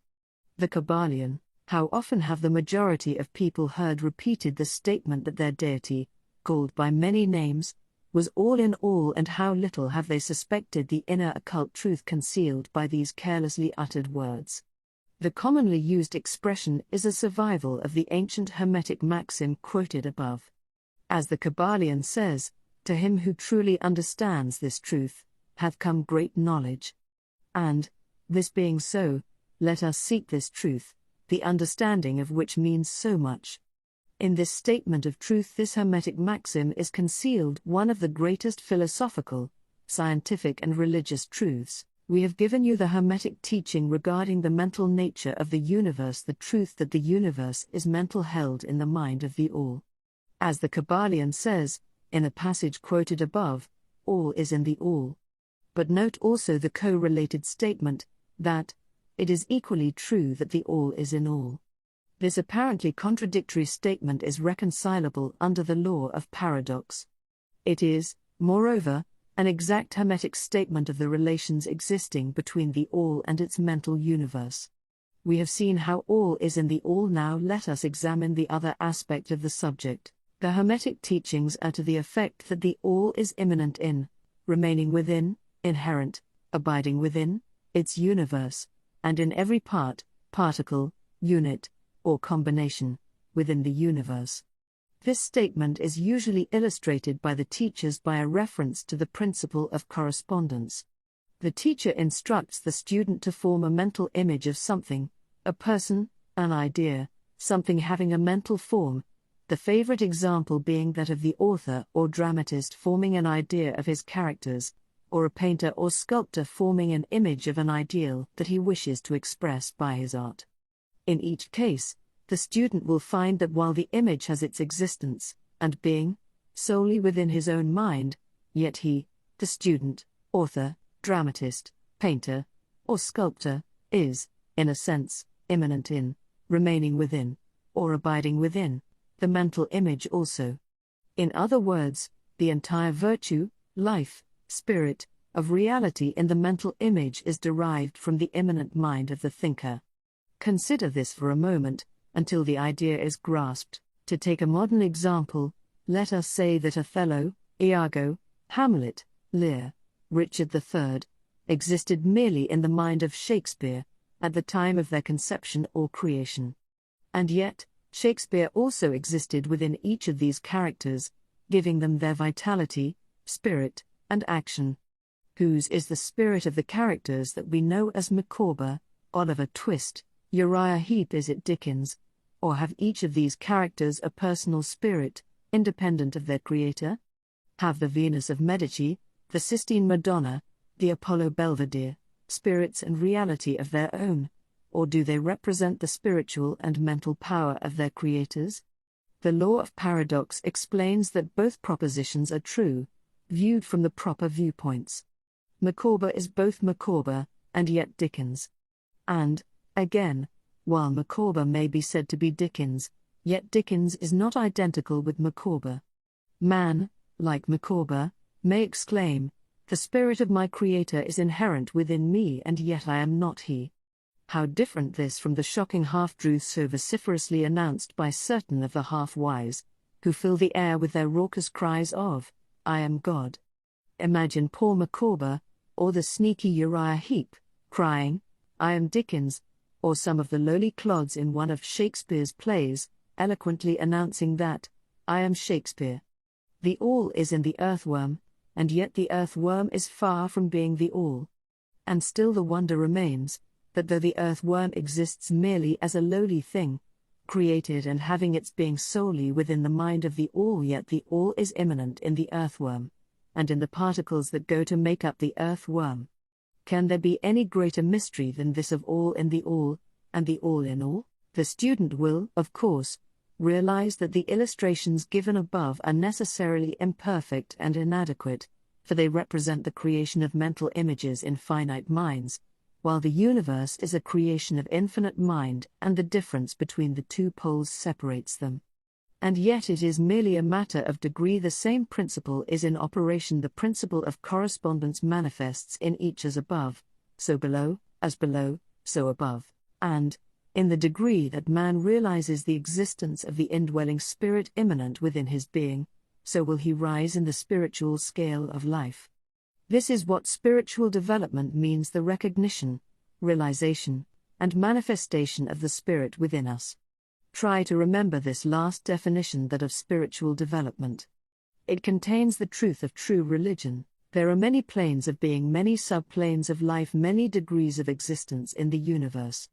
And all depend upon the advancement of beings in the scale, of which scale the lowest point is the grossest matter, the highest being separated only by the thinnest division from the spirit of the all.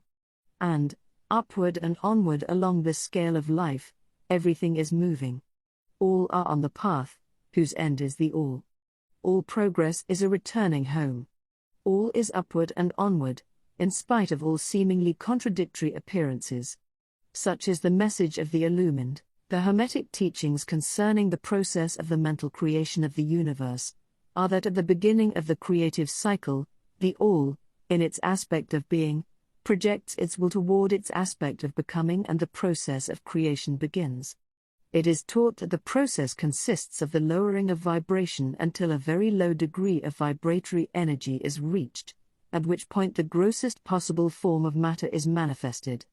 This process is called the stage of involution, in which the all becomes involved, or wrapped up, in its creation.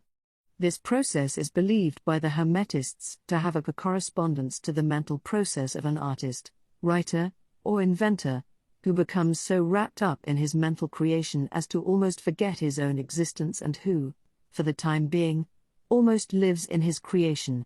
If instead of wrapped we use the word wrapped, perhaps we will give a better idea of what is meant. This involuntary stage of creation is sometimes called the outpouring of the divine energy, just as the evolutionary state is called the indrawing.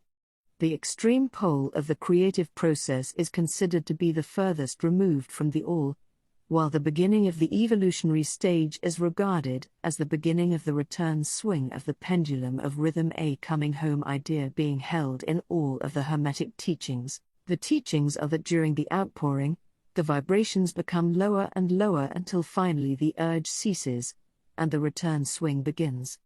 But there is this difference, that while in the outpouring the creative forces manifest compactly, and as a whole, yet from the beginning of the evolutionary or indrawing stage, there is manifested the law of individualization, that is, the tendency to separate into units of force, so that finally that which left the all as unindividualized energy returns to its source as countless highly developed units of life, having risen higher and higher in the scale by means of physical, mental, and spiritual evolution. The ancient Hermetists use the word meditation in describing the process of the mental creation of the universe in the mind of the all, the word contemplation also being frequently employed. But the idea intended seems to be that of the employment of the divine attention. Attention is a word derived from the Latin root, meaning to reach out, to stretch out, and so the act of attention is really a mental reaching out, extension of mental energy, so that the underlying idea is readily understood when we examine into the real meaning of attention. The Hermetic teachings regarding the process of evolution are that, the all, having meditated upon the beginning of the creation, having thus established the material foundations of the universe, having thought it into existence, then gradually awakens or rouses from its meditation, and in so doing starts into manifestation the process of evolution, on the material, mental, and spiritual planes, successively, and in order. Thus the upward movement begins, and all begins to move spiritward. Matter becomes less gross, the units spring into being, the combinations begin to form, life appears and manifests in higher and higher forms, and mind becomes more and more in evidence, the vibrations constantly becoming higher. In short, the entire process of evolution, in all of its phases, begins, and proceeds according to the established laws of the indrawing process. All of this occupies eons upon eons of man's time, each eon containing countless millions of years, but yet the illumined inform us that the entire creation, including involution and evolution, of an universe, is but as the twinkle of the eye to the All. At the end of countless cycles of eons of time, the All withdraws its attention, its contemplation and meditation of the universe, for the great work is finished and all is withdrawn into the All from which it emerged. But mystery of mysteries, the spirit of each soul is not annihilated, but is infinitely expanded, the created and the Creator emerged. Such is the report of the illumined. The above illustration of the meditation, and subsequent awakening from meditation, of the All, is of course but an attempt of the teachers to describe the infinite process by a finite example. And, yet, as below, so above. The difference is merely in degree. And just as the All arouses itself from the meditation upon the universe, so does man, in time, cease from manifesting upon the material plane, and withdraws himself more and more into the indwelling spirit, which is indeed the divine ego. There is one more matter of which we desire to speak in this lesson, and that comes very near to an invasion of the metaphysical field of speculation, although our purpose is merely to show the futility of such speculation. We allude to the question which inevitably comes to the mind of all thinkers who have ventured to seek the truth. The question is, why does the All create universes? The question may be asked in different forms, but the above is the gist of the inquiry. Men have striven hard to answer this question, but still there is no answer worthy of the name. Some have imagined that the All had something to gain by it, but this is absurd, for what could the All gain that it did not already possess? Others have sought the answer in the idea that the All wished something to love, and others that it created for pleasure, or amusement, or because it was lonely, or to manifest its power, all puerile explanations and ideas, belonging to the childish period of thought. Others have sought to explain the mystery by assuming that the All found itself compelled to create, by reason of its own internal nature, its creative instinct. This idea is in advance of the others, but its weak point lies in the idea of the All being compelled by anything, internal or external. If its internal nature, or creative instinct, compelled it to do anything, then the internal nature or creative instinct would be the absolute, instead of the All, and so accordingly that part of the proposition falls. And, yet, the All does create and manifest, and seems to find some kind of satisfaction in so doing.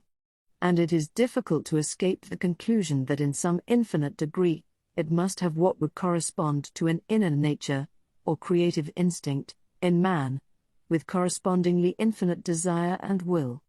It could not act unless it willed to act, and it would not will to act, unless it desired to act, and it would not desire to act unless it obtained some satisfaction thereby. And all of these things would belong to an inner nature, and might be postulated as existing according to the law of correspondence. But, still, we prefer to think of the All as acting entirely free from any influence, internal as well as external. That is the problem which lies at the root of difficulty, and the difficulty that lies at the root of the problem. Strictly speaking, there cannot be said to be any reason whatsoever for the All to act, for a reason implies a cause, and the All is above cause and effect, except when it wills to become a cause, at which time the principle is set into motion. So, you see, the matter is unthinkable, just as the All is unknowable. Just as we say the All merely is, so we are compelled to say that the All acts, because it acts.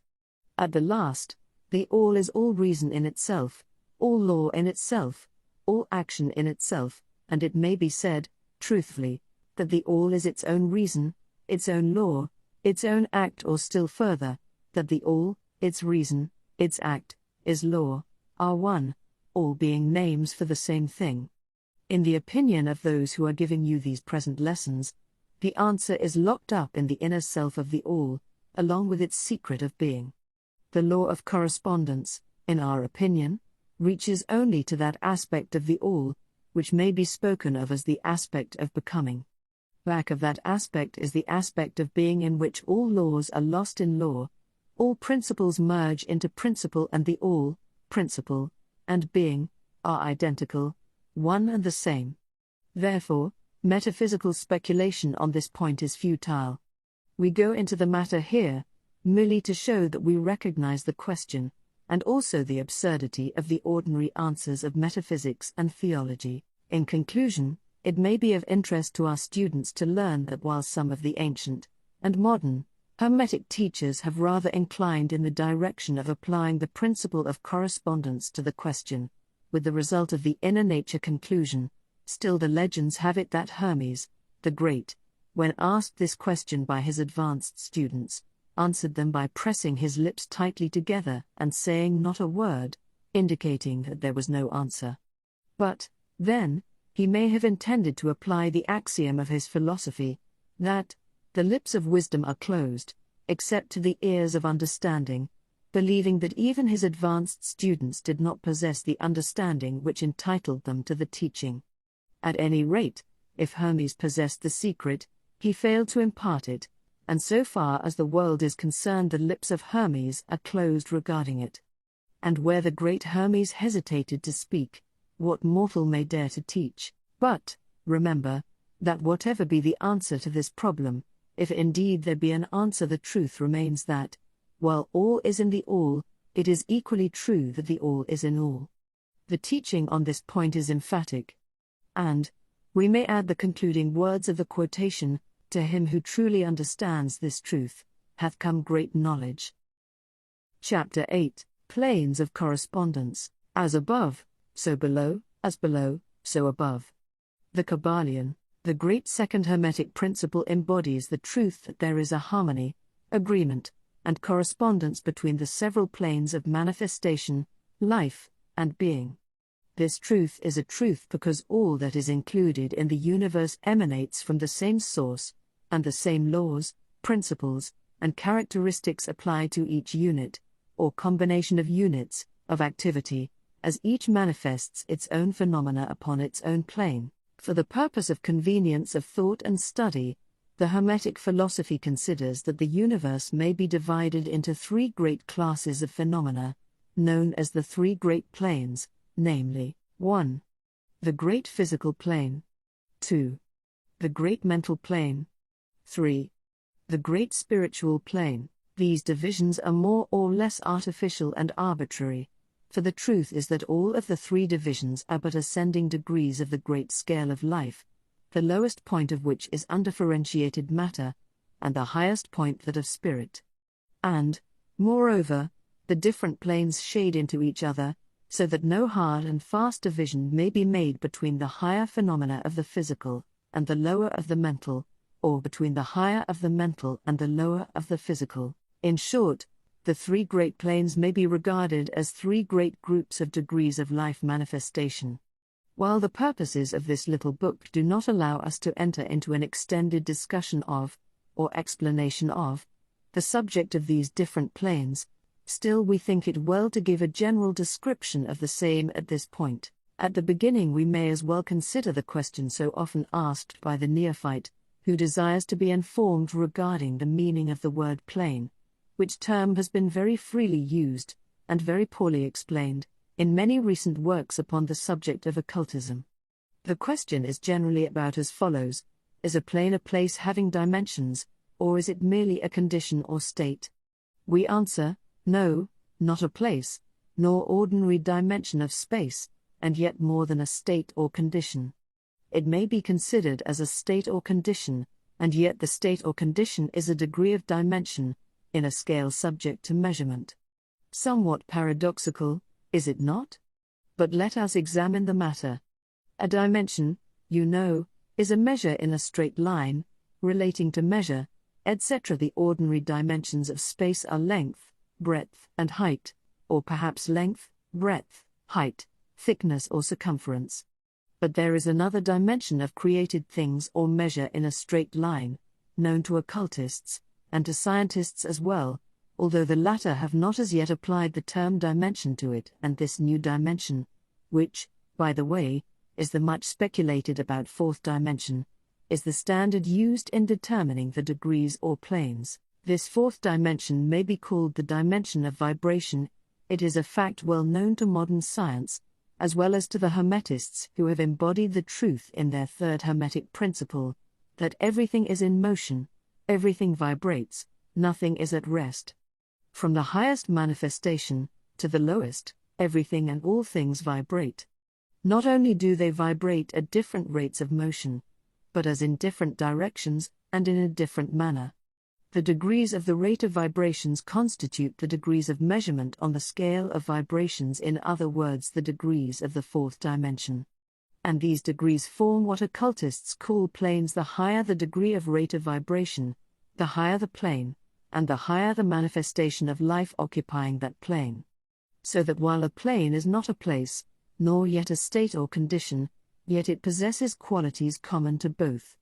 We shall have more to say regarding the subject of the scale of vibrations in our next lessons, in which we shall consider the Hermetic principle of vibration. You will kindly remember, however, that the three great planes are not actual divisions of the phenomena of the universe, but merely arbitrary terms used by the Hermetists in order to aid in the thought and study of the various degrees and forms of universal activity and life.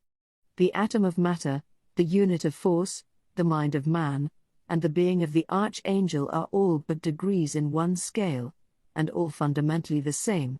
The difference between solely a matter of degree and rate of vibration, all are creations of the All, and have their existence solely within the infinite mind of the All. The Hermetists subdivide each of the three great planes into 7 minor planes, and each of these latter are also subdivided into 7 subplanes, all divisions being more or less arbitrary, shading into each other, and adopted merely for convenience of scientific study and thought. The great physical plane, and its 7 minor planes, is that division of the phenomena of the universe, which includes all that relates to physics, or material things, forces, and manifestations. It includes all forms of that which we call matter, and all forms of that which we call energy or force. But you must remember that the Hermetic philosophy does not recognize matter as a thing in itself, or as having a separate existence even in the mind of the All. The teachings are that matter is but a form of energy. That is, energy at a low rate of vibrations of a certain kind. And accordingly the Hermetists classify matter under the head of energy, and give to it 3 of the 7 minor planes of the great physical plane. These 7 minor physical planes are as follows. 1. The plane of matter, A. 2. The plane of matter, B. 3. The plane of matter, C. 4. The plane of ethereal substance, 5. The plane of energy, A. 6. The plane of energy, B. 7. The plane of energy, C. The plane of matter, A. comprises the forms of matter in its form of solids, liquids, and gases, as generally recognized by the textbooks on physics. The plane of matter, B, comprises certain higher and more subtle forms of matter, of the existence of which modern science is but now recognizing, the phenomena of radiant matter, in its phases of radium, etc., belonging to the lower subdivision of this minor plane. The plane of matter, C, comprises forms of the most subtle and tenuous matter, the existence of which is not suspected by ordinary scientists. The plane of ethereal substance comprises that which science speaks of as the ether, a substance of extreme tenuity and elasticity, pervading all universal space, and acting as a medium for the transmission of waves of energy, such as light, heat, electricity, etc. This ethereal substance forms a connecting link between matter, so-called, and energy, and partakes of the nature of each. The Hermetic teachings, however, instruct that this plane has 7 subdivisions, as have all of the minor planes, and that in fact there are 7 ethers, instead of but 1. Next above the plane of ethereal substance comes the plane of energy, A, which comprises the ordinary forms of energy known to science, its 7 subplanes being, respectively, heat, light, magnetism, electricity, and attraction, including gravitation, cohesion, chemical affinity, etc., and several other forms of energy indicated by scientific experiments, but not as yet named or classified. The plane of energy, B, comprises 7 subplanes of higher forms of energy not as yet discovered by science, but which have been called nature's finer forces, and which are called into operation in manifestations of certain forms of mental phenomena, and by which such phenomena becomes possible. The plane of energy, C, comprises 7 subplanes of energy so highly organized that it bears many of the characteristics of life, but which is not recognized by the minds of men on the ordinary plane of development. Being available for the use on beings of the spiritual plane alone, such energy is unthinkable to ordinary man, and may be considered almost as the divine power. The beings employing the same are as gods compared even to the highest human types known to us. The great mental plane comprises those forms of living things known to us in ordinary life, as well as certain other forms not so well known except to the occultist. The classification of the 7 minor mental planes is more or less satisfactory and arbitrary, unless accompanied by elaborate explanations, which are foreign to the purpose of this particular work. But we may as well mention them. They are as follows: 1. The plane of mineral mind. 2. The plane of elemental mind, A. 3. The plane of plant mind. 4. The plane of elemental mind, B. 5. The plane of animal mind. 6. The plane of elemental mind, C. 7. The plane of human mind. The plane of mineral mind comprises the states or conditions of the units or entities, or groups and combinations of the same, which animate the forms known to us as minerals, chemicals, etc. These entities must not be confounded with the molecules, atoms and corpuscles themselves, the latter being merely the material bodies or forms of these entities, just as a man's body is but his material form, and not himself. These entities may be called souls in one sense, and are living beings of a low degree of development, life, and mind just a little more than the units of living energy, which comprise the higher subdivisions of the highest physical plane. The average mind does not generally attribute the possession of mind, soul, or life, to the mineral kingdom, but all occultists recognize the existence of the same, and modern science is rapidly moving forward to the point of view of the Hermetic, in this respect. The molecules, atoms and corpuscles have their loves and hates, likes and dislikes, attractions and repulsions, affinities and non-affinities, etc., and some of the more daring of modern scientific minds have expressed the opinion that the desire and will, emotions and feelings, of the atoms differ only in degree from those of men. We have no time or space to argue this matter here. All occultists know it to be a fact, and others are referred to some of the more recent scientific works for outside corroboration. There are the usual 7 subdivisions to this plane. The plane of elemental mind, A, comprises the state or condition, and degree of mental and vital development of a class of entities unknown to the average man, but recognized to occultists. They are invisible to the ordinary senses of man, but, nevertheless, exist and play their part of the drama of the universe. Their degree of intelligence is between that of the mineral and chemical entities on the one hand, and of the entities of the plant kingdom on the other. There are 7 subdivisions to this plane, also. The plane of plant mind, in its 7 subdivisions, comprises the states or conditions of the entities comprising the kingdoms of the plant world, the vital and mental phenomena of which is fairly well understood by the average intelligent person. Many new and interesting scientific works regarding mind and life in plants having been published during the last decade.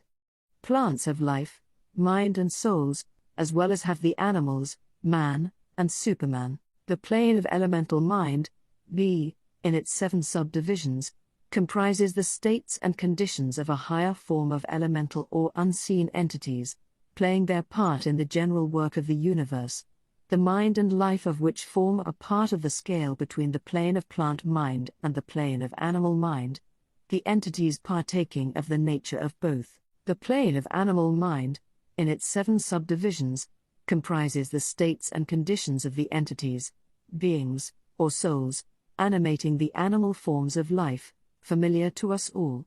It is not necessary to go into details regarding this kingdom or plane of life, for the animal world is as familiar to us as is our own. The plane of elemental mind, C, in its 7 subdivisions, comprises those entities or beings, invisible as are all such elemental forms, which partake of the nature of both animal and human life, in a degree and in certain combinations. The highest forms are semi-human in intelligence. The plane of human mind, in its 7 subdivisions, comprises those manifestations of life and mentality which are common to man, in his various grades, degrees, and divisions. In this connection, we wish to point out the fact that the average man of today occupies but the 4th subdivision of the plane of human mind, and only the most intelligent have crossed the borders of the 5th subdivision. It has taken the race millions of years to reach this stage, and it will take many more years for the race to move on to the 6th and 7th subdivisions, and beyond. But, remember, that there have been races before us which have passed through these degrees, and then on to higher planes. Our own race is the 5th, with stragglers from the 4th, which has set foot upon the path. And, then there are a few advanced souls of our own race who have outstripped the masses, and who have passed on to the 6th and 7th subdivision, and some few beings still further on. The man of the 6th subdivision will be the Superman, he of the 7th will be the Overman. In our consideration of the 7 minor mental planes, we have merely referred to the 3 elementary planes in a general way. We do not wish to go into this subject in detail in this work, for it does not belong to this part of the general philosophy and teachings. But we may say this much, in order to give you a little clearer idea of the relations of these planes to the more familiar ones. The elementary planes bear the same relation to the planes of mineral, plant, animal and human mentality and life, that the black keys on the piano do to the white keys. The white keys are sufficient to produce music, but there are certain scales, melodies, and harmonies, in which the black keys play their part, and in which their presence is necessary. They are also necessary as connecting links of soul condition, entity states, etc., between the several other planes, certain forms of development being attained therein. This last fact giving to the reader who can read between the lines a new light upon the processes of evolution, and a new key to the secret door of the leaps of life between kingdom and kingdom. The great kingdoms of elementals are fully recognized by all occultists, and the esoteric writings are full of mention of them. The readers of Bulwer's Sananai and similar tales will recognize the entities inhabiting these planes of life, passing on from the great mental plane to the great spiritual plane. What shall we say? How can we explain these higher states of being, life, and mind, to minds as yet unable to grasp and understand the higher subdivisions of the plane of human mind? The task is impossible. We can speak only in the most general terms. How may light be described to a man born blind? How sugar, to a man who has never tasted anything sweet? How harmony, to one born deaf? All that we can say is that the 7 minor planes of the great spiritual plane, each minor plane having its 7 subdivisions, comprise beings possessing life, mind and form as far above that of man of today as the latter is above the earthworm, mineral or even certain forms of energy or matter. The life of these beings so far transcends ours, that we cannot even think of the details of the same. Their minds so far transcend ours, that to them we scarcely seem to think, and our mental processes seem almost akin to material processes. The matter of which their forms are composed is of the highest planes of matter, nay, some are even said to be clothed in pure energy. What may be said of such beings? On the 7 minor planes of the great spiritual plane exist beings of whom we may speak as angels, archangels, demigods. On the lower minor planes dwell those great souls whom we call masters and adepts. Above them come the great hierarchies of the angelic hosts, unthinkable to man, and above those come those who may without irreverence be called the gods. So high in the scale of being are they, their being, intelligence and power being akin to those attributed by the races of men to their conceptions of deity. These beings are beyond even the highest flights of the human imagination, the word divine being the only one applicable to them. Many of these beings, as well as the angelic host, take the greatest interest in the affairs of the universe, and play an important part in its affairs. These unseen divinities and angelic helpers extend their influence freely and powerfully, in the process of evolution and cosmic progress. Their occasional intervention and assistance in human affairs have led to the many legends, beliefs, religions and traditions of the race, past and present. They have superimposed their knowledge and power upon the world, again and again, all under the law of the all, of course, but, yet, even the highest of these advanced beings exist merely as creations of, and in, the mind of the all, and are subject to the cosmic processes and universal laws. They are still mortal. We may call them gods if we like, but still they are but the elder brethren of the race, the advanced souls who have outstripped their brethren, and who have foregone the ecstasy of absorption by the all, in order to help the race on its upward journey along the path. But, they belong to the universe, and are subject to its conditions. They are mortal, and their plane is below that of absolute spirit. Only the most advanced Hermetists are able to grasp the inner teachings regarding the state of existence, and the powers manifested on the spiritual planes. The phenomena is so much higher than that of the mental planes that a confusion of ideas would surely result from an attempt to describe the same.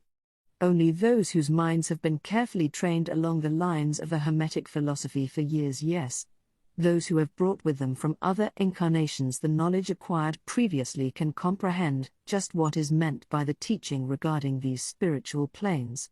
And much of these inner teachings is held by the Hermetists as being too sacred, important and even dangerous for general public dissemination.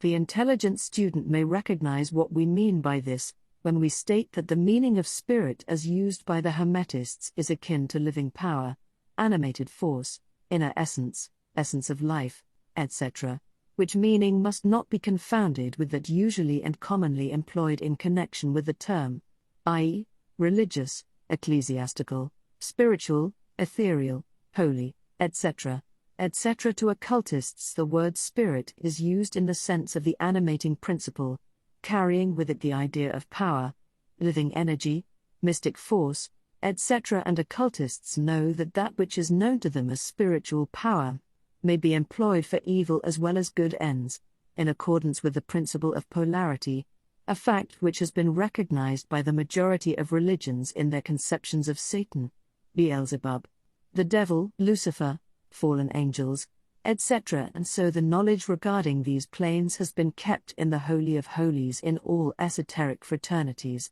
and occult orders, in the secret chamber of the temple. But this may be said here, that those who have attained high spiritual powers, and have misused them, have a terrible fate in store for them, and the swing of the pendulum of rhythm will inevitably swing them back to the furthest extreme of material existence, from which point they must retrace their steps spiritward, along the weary rounds of the path, but always with the added torture of having always with them a lingering memory of the heights from which they fell owing to their evil actions. The legends of the fallen angels have a basis in actual facts, as all advanced occultists know. The striving for selfish power on the spiritual planes inevitably results in the selfish soul losing its spiritual balance, and falling back as far as it had previously risen. But to even such a soul, the opportunity of a return is given, and such souls make the return journey, paying the terrible penalty according to the invariable law. In conclusion, we would again remind you that according to the principle of correspondence, which embodies the truth, as above so below, as below, so above, all of the 7 Hermetic principles are in full operation on all of the many planes, physical, mental, and spiritual. The principle of mental substance of course applies to all the planes, for all are held in the mind of the all. The principle of correspondence manifests in all, for there is a correspondence, harmony and agreement between the several planes. The principle of vibration manifests on all planes, in fact the very differences that go to make the planes arise from vibration, as we have explained. The principle of polarity manifests on each plane, the extremes of the poles being apparently opposite and contradictory.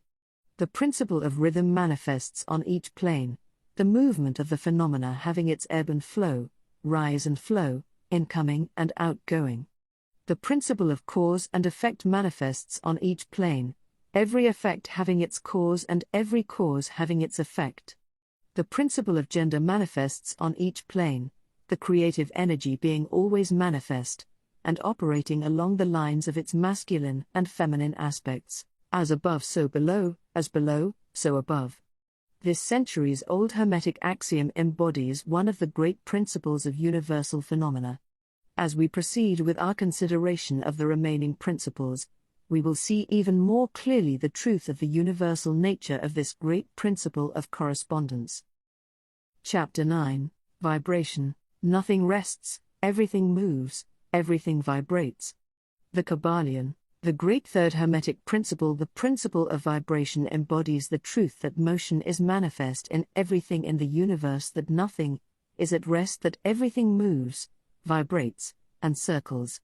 This Hermetic principle was recognized by some of the early Greek philosophers, who embodied it in their systems. But, then, for centuries it was lost sight of by the thinkers outside of the Hermetic ranks. But in the 19th century physical science rediscovered the truth, and the 20th century scientific discoveries have added additional proof of the correctness and truth of this centuries-old Hermetic doctrine. The Hermetic teachings are that not only is everything in constant movement and vibration, but that the differences between the various manifestations of the universal power are due entirely to the varying rate and mode of vibrations. Not only this, but that even the All, in itself, manifests a constant vibration of such an infinite degree of intensity and rapid motion that it may be practically considered as at rest. The teachers directing the attention of the students to the fact that even on the physical plane a rapidly moving object, such as a revolving wheel, seems to be at rest. The teachings are to the effect that spirit is at one end of the pole of vibration, the other pole being certain extremely gross forms of matter.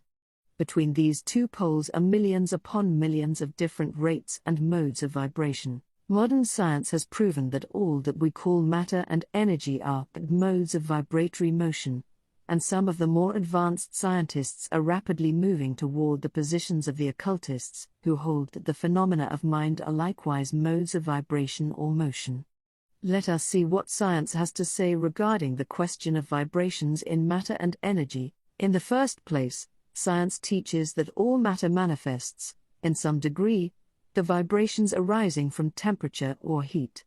Be an object cold or hot, both being but degrees of the same things, it manifests certain heat vibrations, and in that sense is in motion and vibration.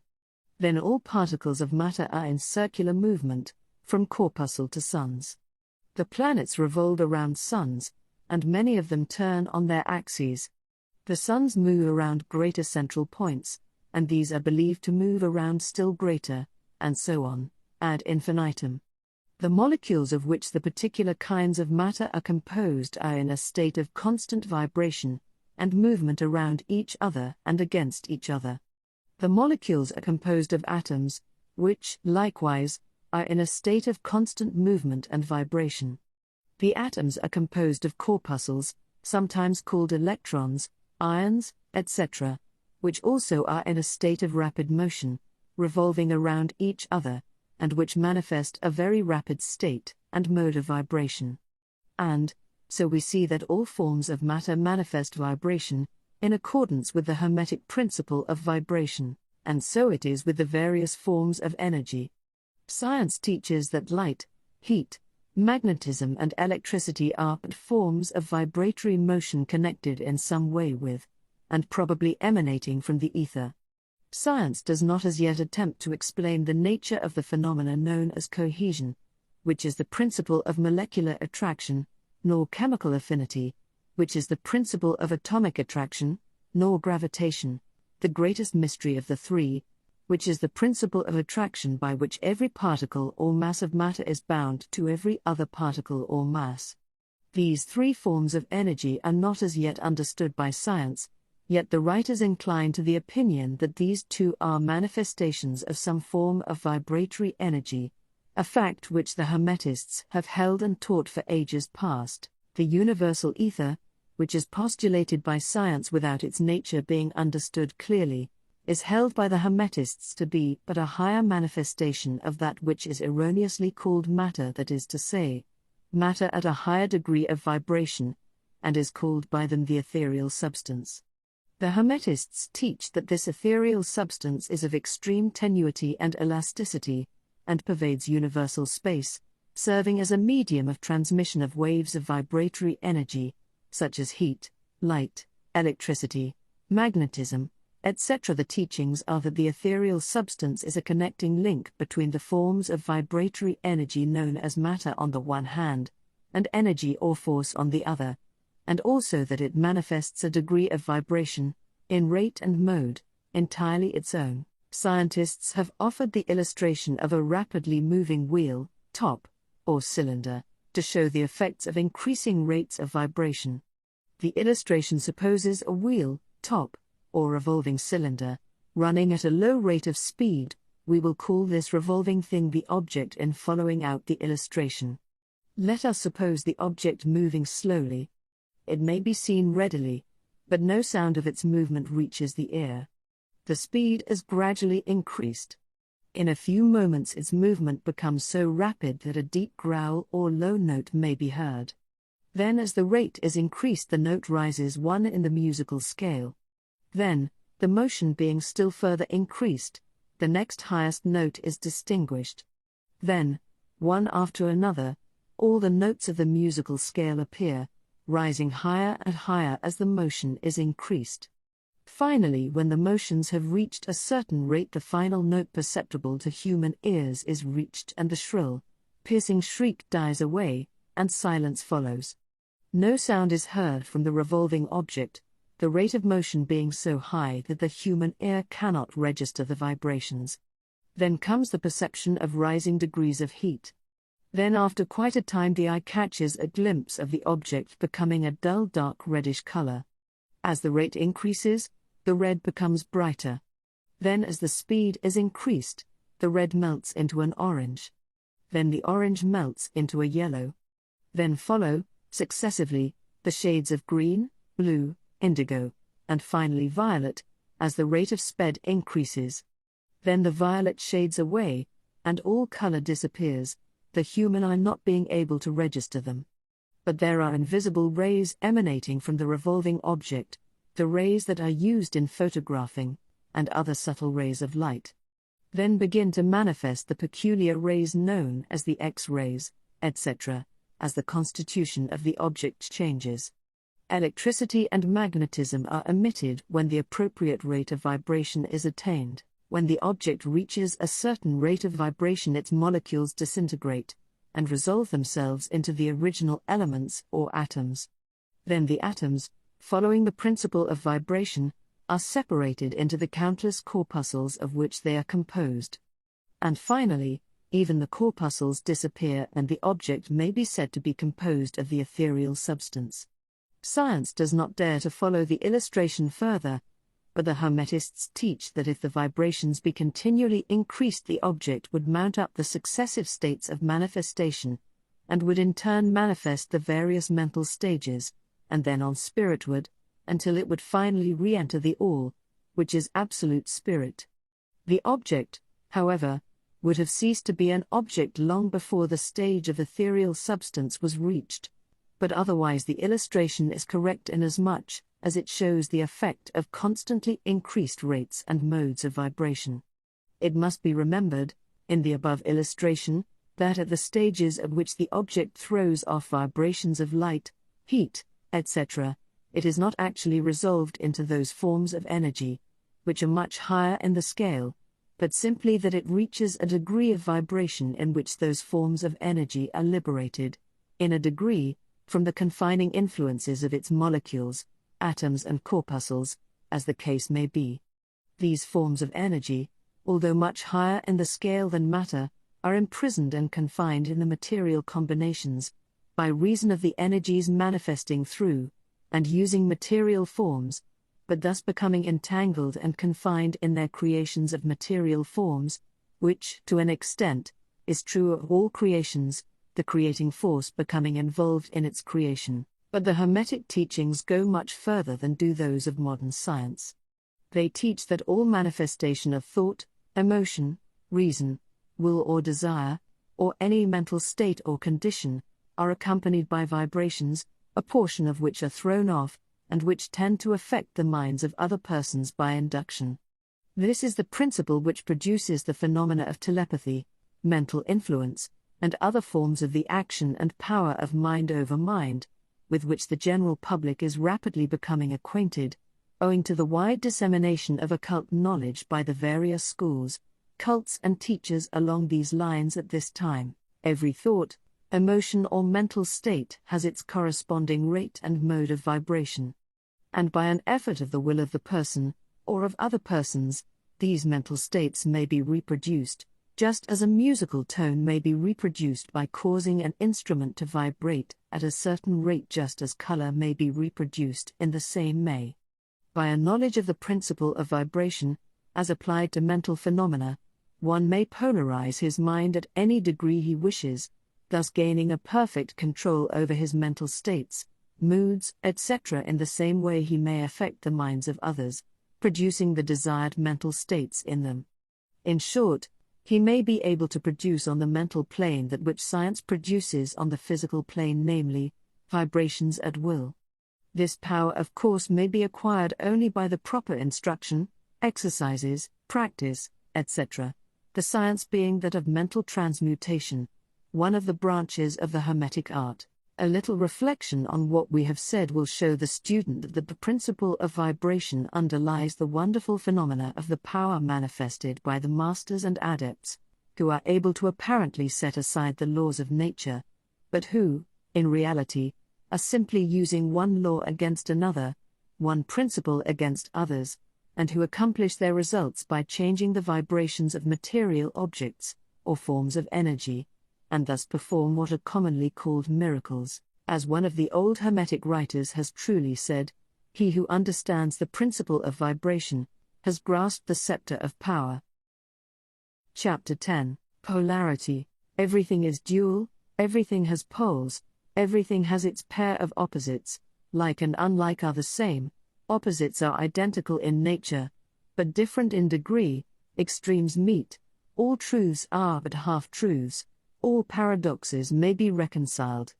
The Kybalion, the great fourth Hermetic principle, the principle of polarity, embodies the truth that all manifested things have two sides, two aspects, two poles, a pair of opposites, with manifold degrees between the two extremes. The old paradoxes, which have ever perplexed the mind of men, are explained by an understanding of this principle.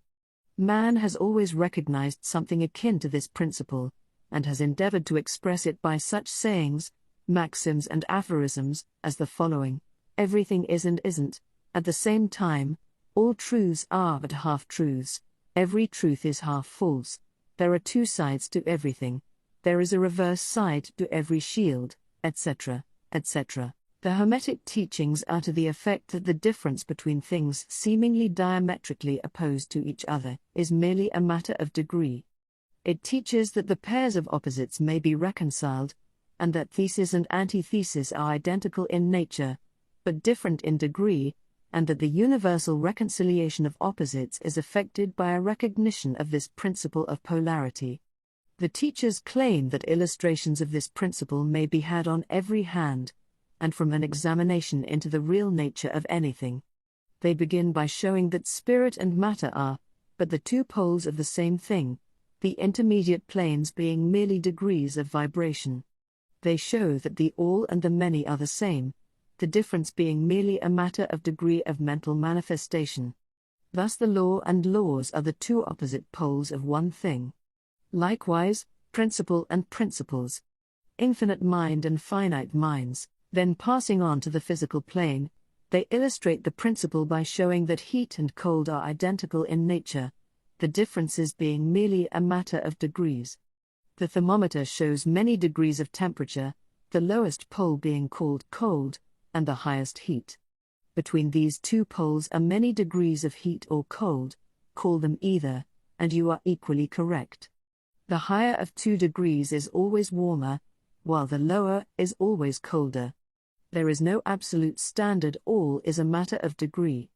There is no place on the thermometer where heat ceases and cold begins. It is all a matter of higher or lower vibrations. The very terms high and low, which we are compelled to use, are but poles of the same thing. The terms are relative. So with east and west travel around the world in an eastward direction, and you reach a point which is called west at your starting point, and you return from that westward point. Travel far enough north, and you will find yourself traveling south, or vice versa. Light and darkness are poles of the same thing, with many degrees between them. The musical scale is the same. Starting with C you move upward until you reach another C and so on, the differences between the two ends of the board being the same, with many degrees between the two extremes. The scale of color is the same, higher and lower vibrations being the only difference between high violet and low red. Large and small are relative. So are noise and quiet, hard and soft follow the rule. Likewise sharp and dull. Positive and negative are two poles of the same thing, with countless degrees between them. Good and bad are not absolute. We call one end of the scale good and the other bad, or one end good and the other evil, according to the use of the terms. A thing is less good than the thing higher in the scale, but that less good thing, in turn, is more good than the thing next below it, and so on, the more or less being regulated by the position on the scale, and so it is on the mental plane. Love and hate are generally regarded as being things diametrically opposed to each other, entirely different, unreconcilable. But we apply the principle of polarity, we find that there is no such thing as absolute love or absolute hate, as distinguished from each other. The two are merely terms applied to the two poles of the same thing. Beginning at any point of the scale we find more love, or less hate, as we ascend the scale, and more hate or less love as we descend, this being true no matter from what point, high or low, we may start. There are degrees of love and hate, and there is a middle point where like and dislike become so faint that it is difficult to distinguish between them. Courage and fear come under the same rule. The pairs of opposites exist everywhere. Where you find one thing you find its opposite, the two poles, and it is this fact that enables the Hermetist to transmute one mental state into another, along the lines of polarization. Things belonging to different classes cannot be transmuted into each other, but things of the same class may be changed, that is, may have their polarity changed. Thus love never becomes east or west, or red or violet, but it may and often does turn into hate, and likewise hate may be transformed into love, by changing its polarity. Courage may be transmuted into fear, and the reverse. Hard things may be rendered soft. Dull things become sharp. Hot things become cold. And so on, the transmutation always being between things of the same kind of different degrees. Take the case of a fearful man. By raising his mental vibrations along the line of fear-courage, he can be filled with the highest degree of courage and fearlessness. And, likewise, the slothful man may change himself into an active, energetic individual simply by polarizing along the lines of the desired quality. The student who is familiar with the processes by which the various schools of mental science, etc., produce changes in the mental states of those following their teachings, may not readily understand the principle underlying many of these changes. When, however, the principle of polarity is once grasped, and it is seen that the mental changes are occasioned by a change of polarity A sliding along the same scale, the matter is readily understood. The change is not in the nature of a transmutation of one thing into another thing entirely different, but is merely a change of degree in the same things, a vastly important difference. For instance, borrowing an analogy from the physical plane, it is impossible to change heat into sharpness, loudness, highness, etc., but heat may readily be transmuted into cold, simply by lowering the vibrations. In the same way hate and love are mutually transmutable, so are fear and courage. But fear cannot be transformed into love, nor can courage be transmuted into hate. The mental states belong to innumerable classes, each class of which has its opposite poles, along which transmutation is possible, The student will readily recognize that in the mental states, as well as in the phenomena of the physical plane, the two poles may be classified as positive and negative, respectively. Thus, love is positive to hate, courage to fear, activity to non-activity, etc., etc., and it will also be noticed that even to those unfamiliar with the principle of vibration, the positive pole seems to be of a higher degree than the negative, and readily dominates it. The tendency of nature is in the direction of the dominant activity of the positive pole. In addition to the changing of the poles of one's own mental states by the operation of the art of polarization, the phenomena of mental influence, in its manifold phases, shows us that the principle may be extended so as to embrace the phenomena of the influence of one mind over that of another, of which so much has been written and taught of late years. When it is understood that mental induction is possible, that is, that mental states may be produced by induction from others, then we can readily see how a certain rate of vibration, or polarization of a certain mental state, may be communicated to another person, and his polarity in that class of mental states thus changed. It is along this principle that the results of many of the mental treatments are obtained. For instance, a person is blue, melancholy and full of fear. A mental scientist bringing his own mind up to the desired vibration by his trained will, and thus obtaining the desired polarization in his own case, then produces a similar mental state in the other by induction, the result being that the vibrations are raised and the person polarizes toward the positive end of the scale instead toward the negative, and his fear and other negative emotions are transmuted to courage and similar positive mental states. A little study will show you that these mental changes are nearly all along the line of polarization, the change being one of degree rather than of kind. A knowledge of the existence of this great Hermetic principle will enable the student to better understand his own mental states, and those of other people.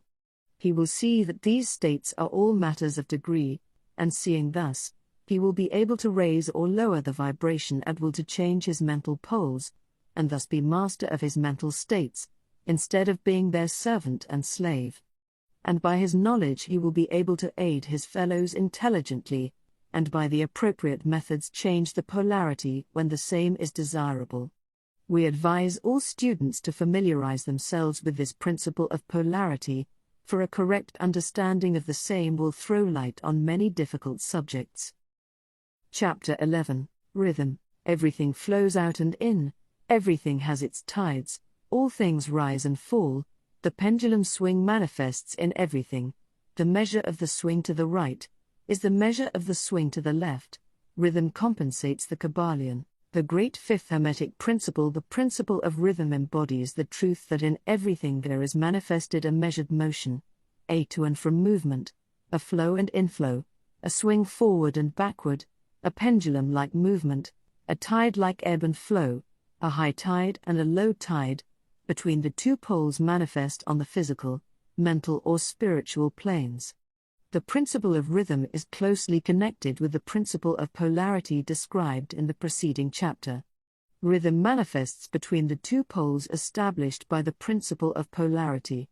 This does not mean, however, that the pendulum of rhythm swings to the extreme poles, for this rarely happens. In fact, it is difficult to establish the extreme polar opposites in the majority of cases.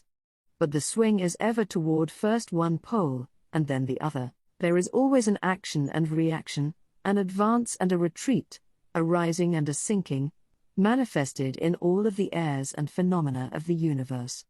Suns, worlds, men, animals, plants, minerals, forces, energy, mind and matter, yes, even spirit, manifests this principle.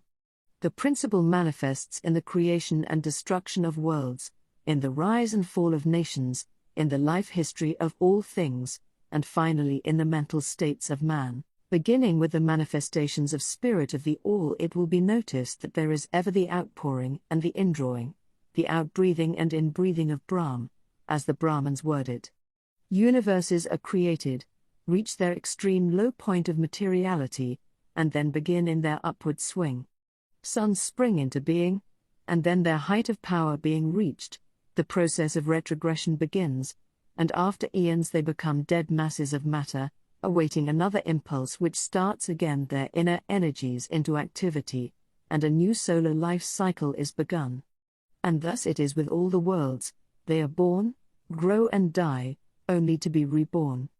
And thus it is with all the things of shape and form: they swing from action to reaction, from birth to death, from activity to inactivity and then back again. Thus it is with all living things: they are born, grow, and die and then are reborn. So it is with all great movements, philosophies, creeds, fashions, governments, nations, and all else: birth, growth, maturity, decadence, death and then new birth. The swing of the pendulum is ever in evidence: night follows day, and day night. The pendulum swings from summer to winter, and then back again. The corpuscles, atoms, molecules, and all masses of matter swing around the circle of their nature. There is no such thing as absolute rest, or cessation from movement, and all movement partakes of rhythm. The principle is of universal application. It may be applied to any question, or phenomena of any of the many planes of life. It may be applied to all phases of human activity. There is always the rhythmic swing from one pole to the other. The universal pendulum is ever in motion. The tides of life flow in and out, according to law. The principle of rhythm is well understood by modern science, and is considered a universal law as applied to material things. But the Hermetists carry the principle much further, and know that its manifestations and influence extend to the mental activities of man, and that it accounts for the bewildering succession of moods, feelings and other annoying and perplexing changes that we notice in ourselves. But the Hermetists, by studying the operations of this principle, have learned to escape some of its activities by transmutation. The Hermetic masters long since discovered that while the principle of rhythm was invariable, and ever in evidence in mental phenomena, still there were two planes of its manifestation so far as mental phenomena are concerned. They discovered that there were two general planes of consciousness, the lower and the higher, the understanding of which fact enabled them to rise to the higher plane, and thus escape the swing of the rhythmic pendulum which manifested on the lower plane. In other words, the swing of the pendulum occurred on the unconscious plane, and the consciousness was not affected. This they call the law of neutralization. Its operations consist in the raising of the ego above the vibrations of the unconscious plane of mental activity, so that the negative swing of the pendulum is not manifested in consciousness, and therefore they are not affected. It is akin to rising above a thing, and letting it pass beneath you. The Hermetic master, or advanced student, polarizes himself at the desired pole, and by a process akin to refusing to participate in a backward swing or, if you prefer, a denial of its influence over him, he stands firm in his polarized position, and allows the mental pendulum to swing back along the unconscious plane. All individuals who have attained any degree of self-mastery accomplish this, more or less unknowingly, and by refusing to allow their moods and negative mental states to affect them, they apply the law of neutralization. The master, however, carries this to a much higher degree of proficiency, and by the use of his will he attains a degree of poise and mental firmness almost impossible of belief on the part of those who allow themselves to be swung backward and forward by the mental pendulum of moods and feelings. The importance of this will be appreciated by any thinking person who realizes what creatures of moods, feelings and emotion the majority of people are, and how little mastery of themselves they manifest. If you will stop and consider a moment, you will realize how much these swings of rhythm have affected you in your life, how a period of enthusiasm has been invariably followed by an opposite feeling and mood of depression. Likewise, your moods and periods of courage have been succeeded by equal moods of fear. And so it has ever been with a majority of persons. Tides of feeling have ever risen and fallen with them, but they have never suspected the cause or reason of the mental phenomena. An understanding of the workings of this principle will give one the key to the mastery of these rhythmic swings of feeling, and will enable him to know himself better, and to avoid being carried away by these inflows and outflows. The will is superior to the conscious manifestation of this principle, although the principle itself can never be destroyed. We may escape its effects, but the principle operates, nevertheless. The pendulum ever swings, although we may escape being carried along with it. There are other features of the operation of this principle of rhythm of which we wish to speak at this point. There comes into its operations that which is known as the law of compensation. One of the definitions or meanings of the word compensate is to counterbalance, which is the sense in which the Hermetists use the term. It is this law of compensation to which the Kybalion refers when it says, "The measure of the swing to the right is the measure of the swing to the left, rhythm compensates." The law of compensation is that the swing in one direction determines the swing in the opposite direction, or to the opposite pole the one balances, or counterbalances, the other. On the physical plane we see many examples of this law. The pendulum of the clock swings a certain distance to the right, and then an equal distance to the left. The seasons balance each other in the same way. The tides follow the same law. And the same law is manifested in all the phenomena of rhythm. The pendulum, with a short swing in one direction, has but a short swing in the other, while the long swing to the right invariably means the long swing to the left. An object hurled upward to a certain height has an equal distance to traverse on its return.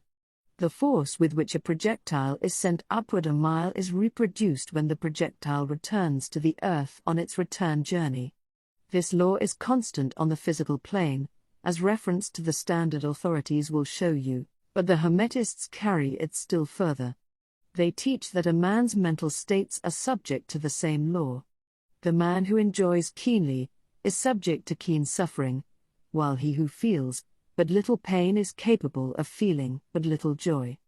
The pig suffers but little mentally, and enjoys but little he is compensated. And on the other hand, there are other animals who enjoy keenly, but whose nervous organism and temperament cause them to suffer exquisite degrees of pain, and so it is with man. There are temperaments which permit of but low degrees of enjoyment, and equally low degrees of suffering, while there are others which permit the most intense enjoyment, but also the most intense suffering. The rule is that the capacity for pain and pleasure, in each individual, are balanced. The law of compensation is in full operation here, but the Hermetists go still further in this matter. They teach that before one is able to enjoy a certain degree of pleasure, he must have swung as far, proportionately, toward the other pole of feeling.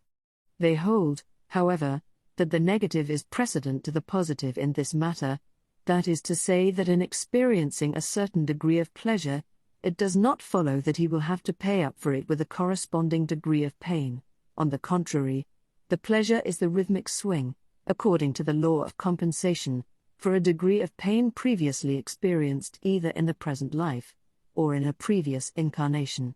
This throws a new light on the problem of pain. The Hermetists regard the chain of lives as continuous, and as forming a part of one life of the individual, so that in consequence the rhythmic swing is understood in this way, while it would be without meaning unless the truth of reincarnation is admitted. But the Hermetists claim that the master or advanced student is able, to a great degree, to escape the swing toward pain, by the process of neutralization before mentioned.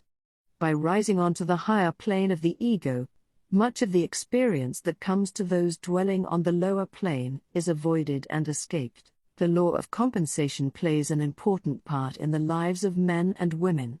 It will be noticed that one generally pays the price of anything he possesses or lacks.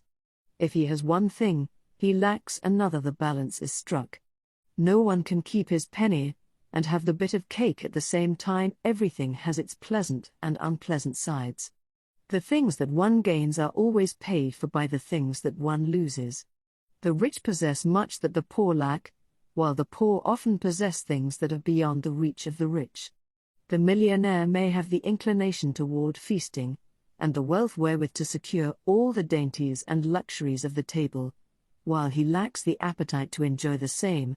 He envies the appetite and digestion of the laborer who lacks the wealth and inclinations of the millionaire, and who gets more pleasure from his plain food than the millionaire could obtain even if his appetite were not jaded, nor his digestion ruined, for the wants, habits and inclinations differ. And so it is through life. The law of compensation is ever in operation, striving to balance and counterbalance, and always succeeding in time, even though several lives may be required for the return swing of the pendulum of rhythm. Chapter 12, Causation. Every cause has its effect, every effect has its cause, everything happens according to law. Chance is but a name for law not recognized. There are many planes of causation, but nothing escapes the law. The Kybalion, the great sixth Hermetic principle, the principle of cause and effect, embodies the truth that law pervades the universe, that nothing happens by chance, that chance is merely a term indicating cause existing, but not recognized or perceived, that phenomena is continuous, without break or exception. The principle of cause and effect underlies all scientific thought, ancient and modern, and was enunciated by the Hermetic teachers in the earliest days.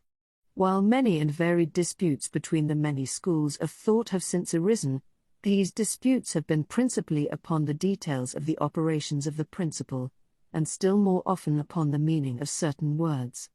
The underlying principle of cause and effect has been accepted as correct by practically all the thinkers of the world worthy of the name. To think otherwise would be to take the phenomena of the universe from the domain of law and order, and to relegate it to the control of the imaginary something which men have called chance. A little consideration will show anyone that there is in reality no such thing as pure chance. Webster defines the word chance as follows: a supposed agent or mode of activity other than a force, law or purpose, the operation or activity of such agent, the supposed effect of such an agent, a happening, fortuity, casualty, etc. But a little consideration will show you that there can be no such agent as chance, in the sense of something outside of law, something outside of cause and effect. How could there be a something acting in the phenomenal universe, independent of the laws, order, and continuity of the latter? Such a something would be entirely independent of the orderly trend of the universe, and therefore superior to it. We can imagine nothing outside of the all being outside of the law, and that only because the all is the law in itself. There is no room in the universe for a something outside of and independent of law. The existence of such a something would render all natural laws ineffective, and would plunge the universe into chaotic disorder and lawlessness. A careful examination will show that what we call chance is merely an expression relating to obscure causes, causes that we cannot perceive, causes that we cannot understand. The word chance is derived from a word meaning to fall, as the falling of dice, the idea being that the fall of the dice, and many other happenings, are merely a happening unrelated to any cause. And this is the sense in which the term is generally employed. But when the matter is closely examined, it is seen that there is no chance whatsoever about the fall of the dice. Each time a die falls, and displays a certain number, it obeys a law as infallible as that which governs the revolution of the planets around the sun. Back of the fall of the die are causes, or chains of causes, running back further than the mind can follow. The position of the die in the box, the amount of muscular energy expended in the throw, the condition of the table, etc., etc., all are causes, the effect of which may be seen. But back of these seen causes there are chains of unseen preceding causes, all of which had a bearing upon the number of the die which fell uppermost. If a die be cast a great number of times, it will be found that the numbers shown will be about equal, that is, there will be an equal number of one spot, two spot, etc., coming uppermost. Toss a penny in the air, and it may come down either heads or tails, but make a sufficient number of tosses, and the heads and tails will about even up. This is the operation of the law of average. But both the average and the single toss come under the law of cause and effect, and if we were able to examine into the preceding causes, it would be clearly seen that it was simply impossible for the die to fall other than it did, under the same circumstances and at the same time. Given the same causes, the same results will follow. There is always a cause and a because to every event. Nothing ever happens without a cause, or rather a chain of causes. Some confusion has arisen in the minds of persons considering this principle, from the fact that they were unable to explain how one thing could cause another thing, that is, be the creator of the second thing. As a matter of fact, no thing ever causes or creates another thing. Cause and effect deals merely with events. An event is that which comes, arrives or happens, as a result or consequent of some preceding event. No event creates another event, but is merely a preceding link in the great orderly chain of events flowing from the creative energy of the All. There is a continuity between all events precedent, consequent and subsequent. There is a relation existing between everything that has gone before, and everything that follows. A stone is dislodged from a mountainside and crashes through a roof of a cottage in the valley below. At first sight we regard this as a chance effect, but when we examine the matter we find a great chain of causes behind it. In the first place there was the rain which softened the earth supporting the stone, and which allowed it to fall, then back of that was the influence of the sun, other rains, etc., which gradually disintegrated the piece of rock from a larger piece. Then there were the causes which led to the formation of the mountain, and its upheaval by convulsions of nature, and so on ad infinitum. Then we might follow up the causes behind the rain, etc. Then we might consider the existence of the roof. In short, we would soon find ourselves involved in a mesh of cause and effect, from which we would soon strive to extricate ourselves, just as a man has 2 parents, and 4 grandparents, and 8 great-grandparents, and 16 great-great-grandparents, and so on until when, say, 40 generations are calculated, the numbers of ancestors run into many millions. So it is with the number of causes behind even the most trifling event or phenomena, such as the passage of a tiny speck of soot before your eye. It is not an easy matter to trace the bit of soot hacked to the early period of the world's history, when it formed a part of a massive tree trunk, which was afterward converted into coal, and so on, until as the speck of soot it now passes before your vision on its way to other adventures. And a mighty chain of events, causes and effects, brought it to its present condition, and the later is but one of the chain of events, which will go to produce other events hundreds of years from now. One of the series of events arising from the tiny bit of soot was the writing of these lines, which caused the typesetter to perform certain work, the proofreader to do likewise, and which will arouse certain thoughts in your mind, and that of others, which in turn will affect others, and so on, and on, and on, beyond the ability of man to think further, and all from the passage of a tiny bit of soot, all of which shows the relativity and association of things, and the further fact that there is no great, there is no small, in the mind that causeth all. Stop to think a moment. If a certain man had not met a certain maid, away back in the dim period of the Stone Age, you who are now reading these lines would not now be here. And if, perhaps, the same couple had failed to meet, we who now write these lines would not now be here. And the very act of writing, on our part, and the act of reading, on yours, will affect not only the respective lives of yourself and ourselves, but will also have a direct, or indirect, effect upon many other people now living, and who will live in the ages to come. Every thought we think, every act we perform, has its direct and indirect results which fit into the great chain of cause and effect. We do not wish to enter into a consideration of free will, or determinism, in this work, for various reasons. Among the many reasons, is the principal one that neither side of the controversy is entirely right. In fact, both sides are partially right, according to the Hermetic teachings. The principle of polarity shows that both are, but half-truths, the opposing poles of truth. The teachings are that a man may be both free and yet bound by necessity, depending upon the meaning of the terms, and the height of truth from which the matter is examined. The ancient writers express the matter thus: the further the creation is from the center, the more it is bound; the nearer the center it reaches, the nearer free is it. The majority of people are more or less the slaves of heredity, environment, etc., and manifest very little freedom. They are swayed by the opinions, customs and thoughts of the outside world, and also by their emotions, feelings, moods, etc. They manifest no mastery, worthy of the name. They indignantly repudiate this assertion, saying, "Why, I certainly am free to act and do as I please, I do just what I want to do," but they fail to explain whence arise the want to and as I please. What makes them want to do one thing in preference to another? What makes them please to do this, and not do that? Is there no because to their pleasing and wanting? The master can change these pleases and wants into others at the opposite end of the mental pole.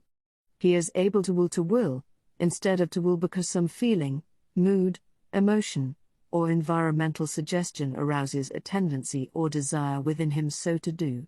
The majority of people are carried along like the falling stone, obedient to environment, outside influences and internal moods, desires, etc., not to speak of the desires and wills of others stronger than themselves, heredity, environment, and suggestion, carrying them along without resistance on their part, or the exercise of the will.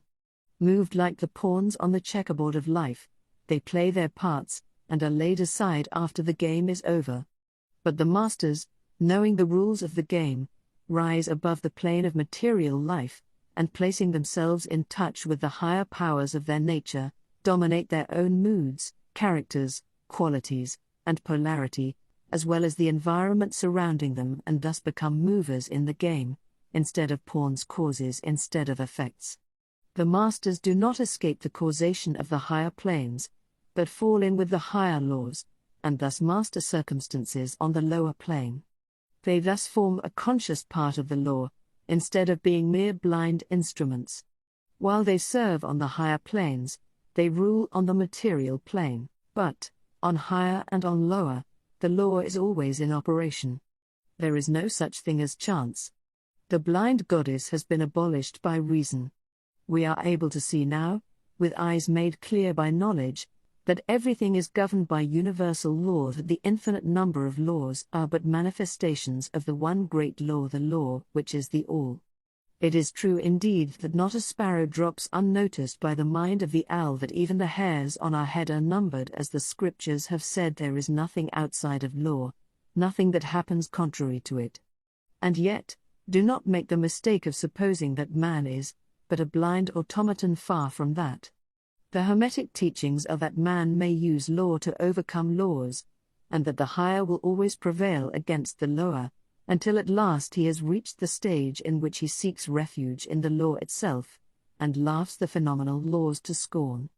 Are you able to grasp the inner meaning of this? Chapter 13, Gender. Gender is in everything. Everything has its masculine and feminine principles. Gender manifests on all planes.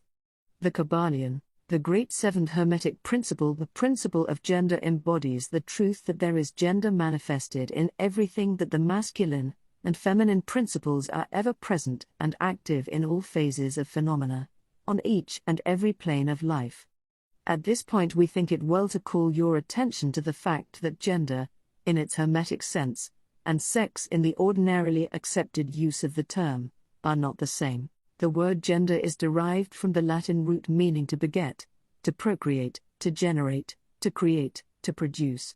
A moment's consideration will show you that the word has a much broader and more general meaning than the term sex, the latter referring to the physical distinctions between male and female living things. Sex is merely a manifestation of gender on a certain plane of the great physical plane, the plane of organic life. We wish to impress this distinction upon your minds, for the reason that certain writers, who have acquired a smattering of the Hermetic philosophy, have sought to identify this seventh Hermetic principle with wild and fanciful, and often reprehensible, theories and teachings regarding sex. The office of gender is solely that of creating, producing, generating, etc., and its manifestations are visible on every plane of phenomena. It is somewhat difficult to produce proofs of this along scientific lines, for the reason that science has not as yet recognized this principle as of universal application. But still some proofs are forthcoming from scientific sources.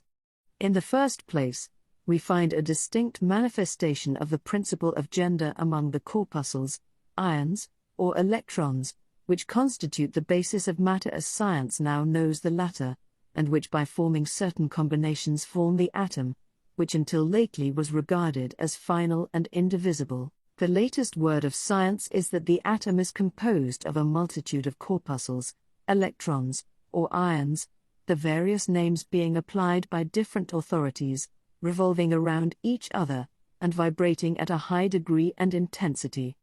But the accompanying statement is made that the formation of the atom is really due to the clustering of negative corpuscles around a positive one, positive corpuscles seeming to exert a certain influence upon the negative corpuscles, causing the latter to assume certain combinations, and thus create or generate an atom. This is in line with the most ancient Hermetic teachings, which have always identified the masculine principle of gender with the positive, and the feminine with the negative poles of electricity, so called. Now a word at this point regarding this identification. The public mind has formed an entirely erroneous impression regarding the qualities of the so-called negative pole of electrified or magnetized matter. The terms positive and negative are very wrongly applied to this phenomenon by science.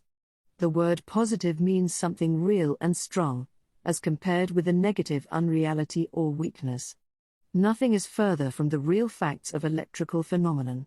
The so-called negative pole of the battery is really the pole in, and by which the generation or production of new forms and energies is manifested. There is nothing negative about it. The best scientific authorities now use the word cathode in place of negative, the word cathode coming from the Greek root meaning descent, the path of generation, etc. From the cathode pole emerge the swarm of electrons or corpuscles. From the same pole emerge those wonderful rays, which have revolutionized scientific conceptions during the past decade. The cathode pole is the mother of all of the strange phenomena which have rendered useless the old textbooks, and which have caused many long-accepted theories to be relegated to the scrap pile of scientific speculation. The cathode, or negative pole, is the mother principle of electrical phenomena, and of the finest forms of matter as yet known to science. So you see, we are justified in refusing to use the term negative in our consideration of the subject, and in insisting upon substituting the word feminine for the old term. The facts of the case bear us out in this, without taking the Hermetic teachings into consideration. And so we shall use the word feminine in the place of negative in speaking of that pole of activity. The latest scientific teachings are that the creative corpuscles, or electrons, are feminine. Science says they are composed of negative electricity. We say they are composed of feminine energy. A feminine corpuscle becomes detached from, or rather leaves, a masculine corpuscle, and starts on a new career. It actively seeks a union with a masculine corpuscle, being urged thereto by the natural impulse to create new forms of matter or energy. One writer goes so far as to use the term it at once seeks, of its own volition, a union, etc. This detachment and uniting form the basis of the greater part of the activities of the chemical world. When the feminine corpuscle unites with a masculine corpuscle, a certain process is begun. The feminine particles vibrate rapidly under the influence of the masculine energy, and circle rapidly around the latter. The result is the birth of a new atom. This new atom is really composed of a union of the masculine and feminine electrons, or corpuscles, but when the union is formed, the atom is a separate thing, having certain properties, but no longer manifesting the property of free electricity. The process of detachment or separation of the feminine electrons is called ionization. These electrons, or corpuscles, are the most active workers in nature's field. Arising from their unions, or combinations, manifest the varied phenomena of light, heat, electricity, magnetism, attraction, repulsion, chemical affinity, and the reverse, and similar phenomena. And all this arises from the operation of the principle of gender on the plane of energy. The part of the masculine principle seems to be that of directing a certain inherent energy toward the feminine principle, and thus starting into activity the creative processes. But the feminine principle is the one always doing the active creative work, and this is so on all planes. And yet, each principle is incapable of operative energy without the assistance of the other. In some of the forms of life, the two principles are combined in one organism. For that matter, everything in the organic world manifests both genders. There is always the masculine present in the feminine form, and the feminine form. The Hermetic teachings include much regarding the operation of the two principles of gender in the production and manifestation of various forms of energy, etc. But we do not deem it expedient to go into detail regarding the same at this point, because we are unable to back up the same with scientific proof, for the reason that science has not as yet progressed thus far. But the example we have given you of the phenomena of the electrons or corpuscles will show you that science is on the right path, and will also give you a general idea of the underlying principles. Some leading scientific investigators have announced their belief that in the formation of crystals there was to be found something that corresponded to sex activity, which is another straw showing the direction the scientific winds are blowing. And each year will bring other facts to corroborate the correctness of the Hermetic principle of gender. It will be found that gender is in constant operation and manifestation in the field of inorganic matter, and in the field of energy or force. Electricity is now generally regarded as the something into which all other forms of energy seem to melt or dissolve. The electrical theory of the universe is the latest scientific doctrine, and is growing rapidly in popularity and general acceptance.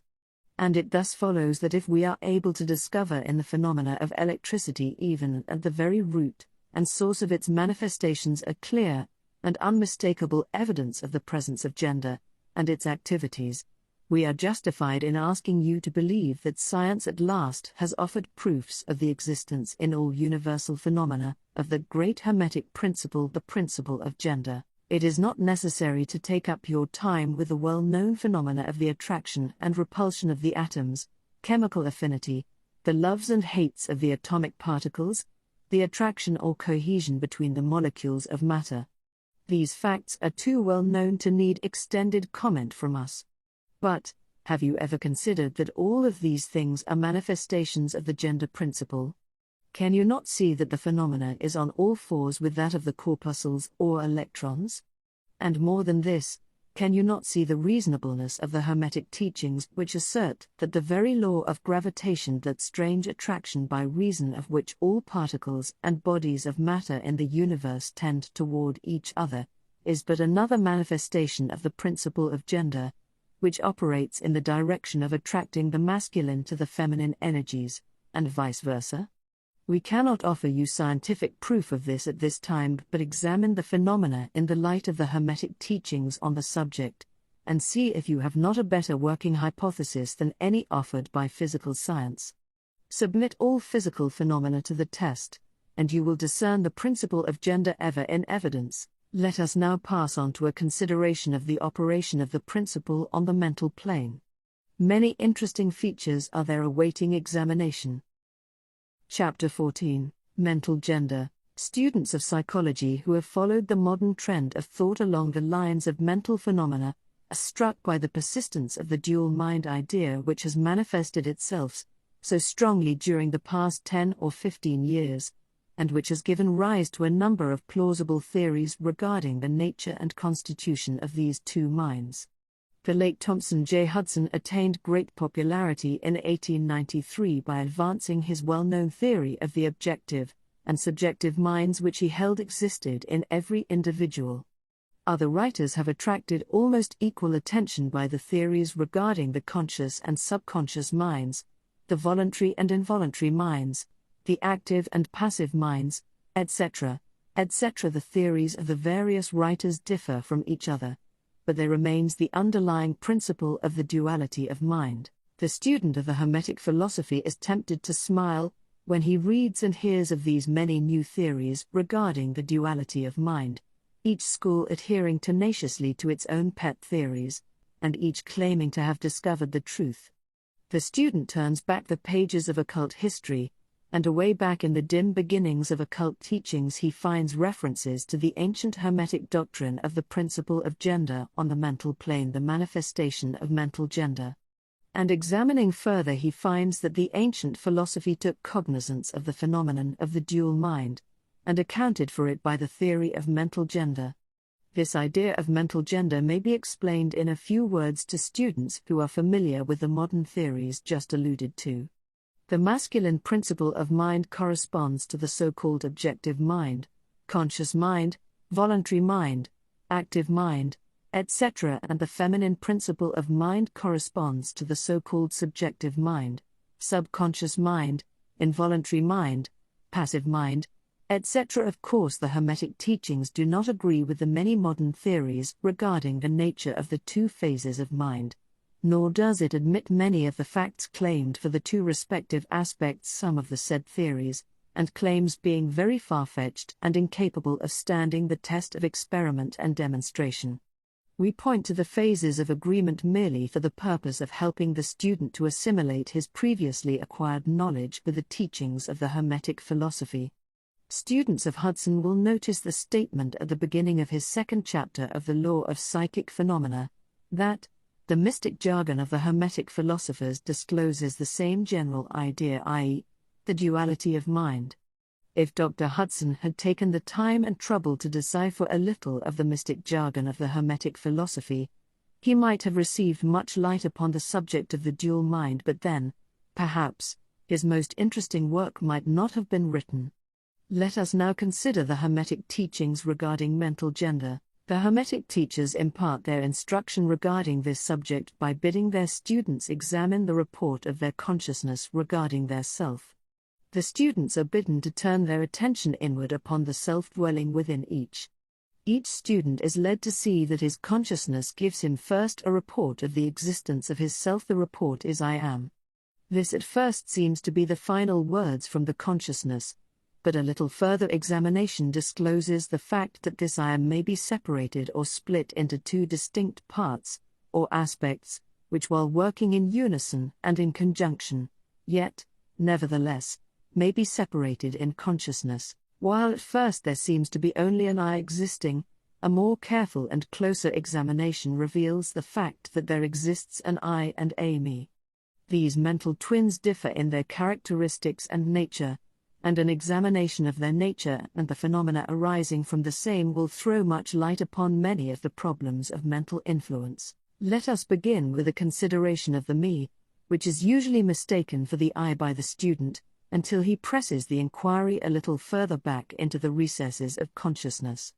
A man thinks of his self, in its aspect of me, as being composed of certain feelings, tastes, likes, dislikes, habits, peculiar ties, characteristics, etc., all of which go to make up his personality, or the self known to himself and others. He knows that these emotions and feelings change, are born and die away, are subject to the principle of rhythm, and the principle of polarity, which take him from one extreme of feeling to another. He also thinks of the me as being certain knowledge gathered together in his mind, and thus forming a part of himself. This is the me of man, but we have proceeded too hastily.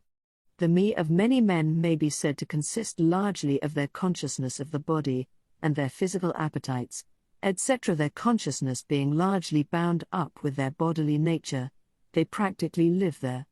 Some men even go so far as to regard their personal apparel as a part of their me and actually seem to consider it a part of themselves. A writer has humorously said that men consist of 3 parts: soul, body and clothes. These clothes-conscious people would lose their personality if divested of their clothing by savages upon the occasion of a shipwreck.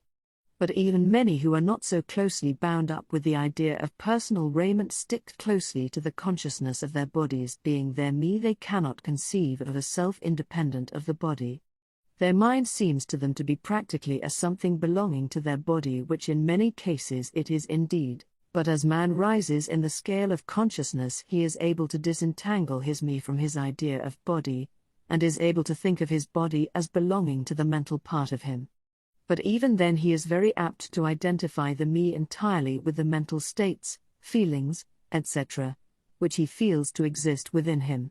He is very apt to consider these internal states as identical with himself, instead of there being simply things produced by some part of his mentality, and existing within him of him, and in him, but still not himself. He sees that he may change these internal states of feelings by all effort of will, and that he may produce a feeling or state of an exactly opposite nature, in the same way, and yet the same me exists.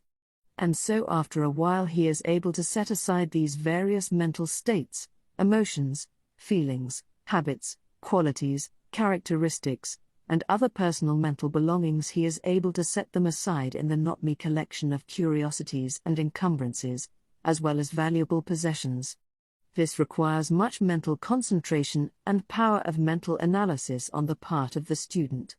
But still the task is possible for the advanced student, and even those not so far advanced are able to see, in the imagination, how the process may be performed.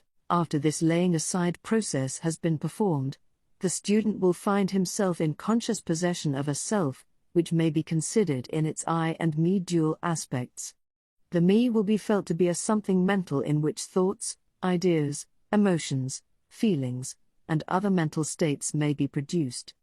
It may be considered as the mental womb, as the ancients styled it, capable of generating mental offspring. It reports to the consciousness as a me with latent powers of creation and generation of mental progeny of all sorts and kinds. Its powers of creative energy are felt to be enormous.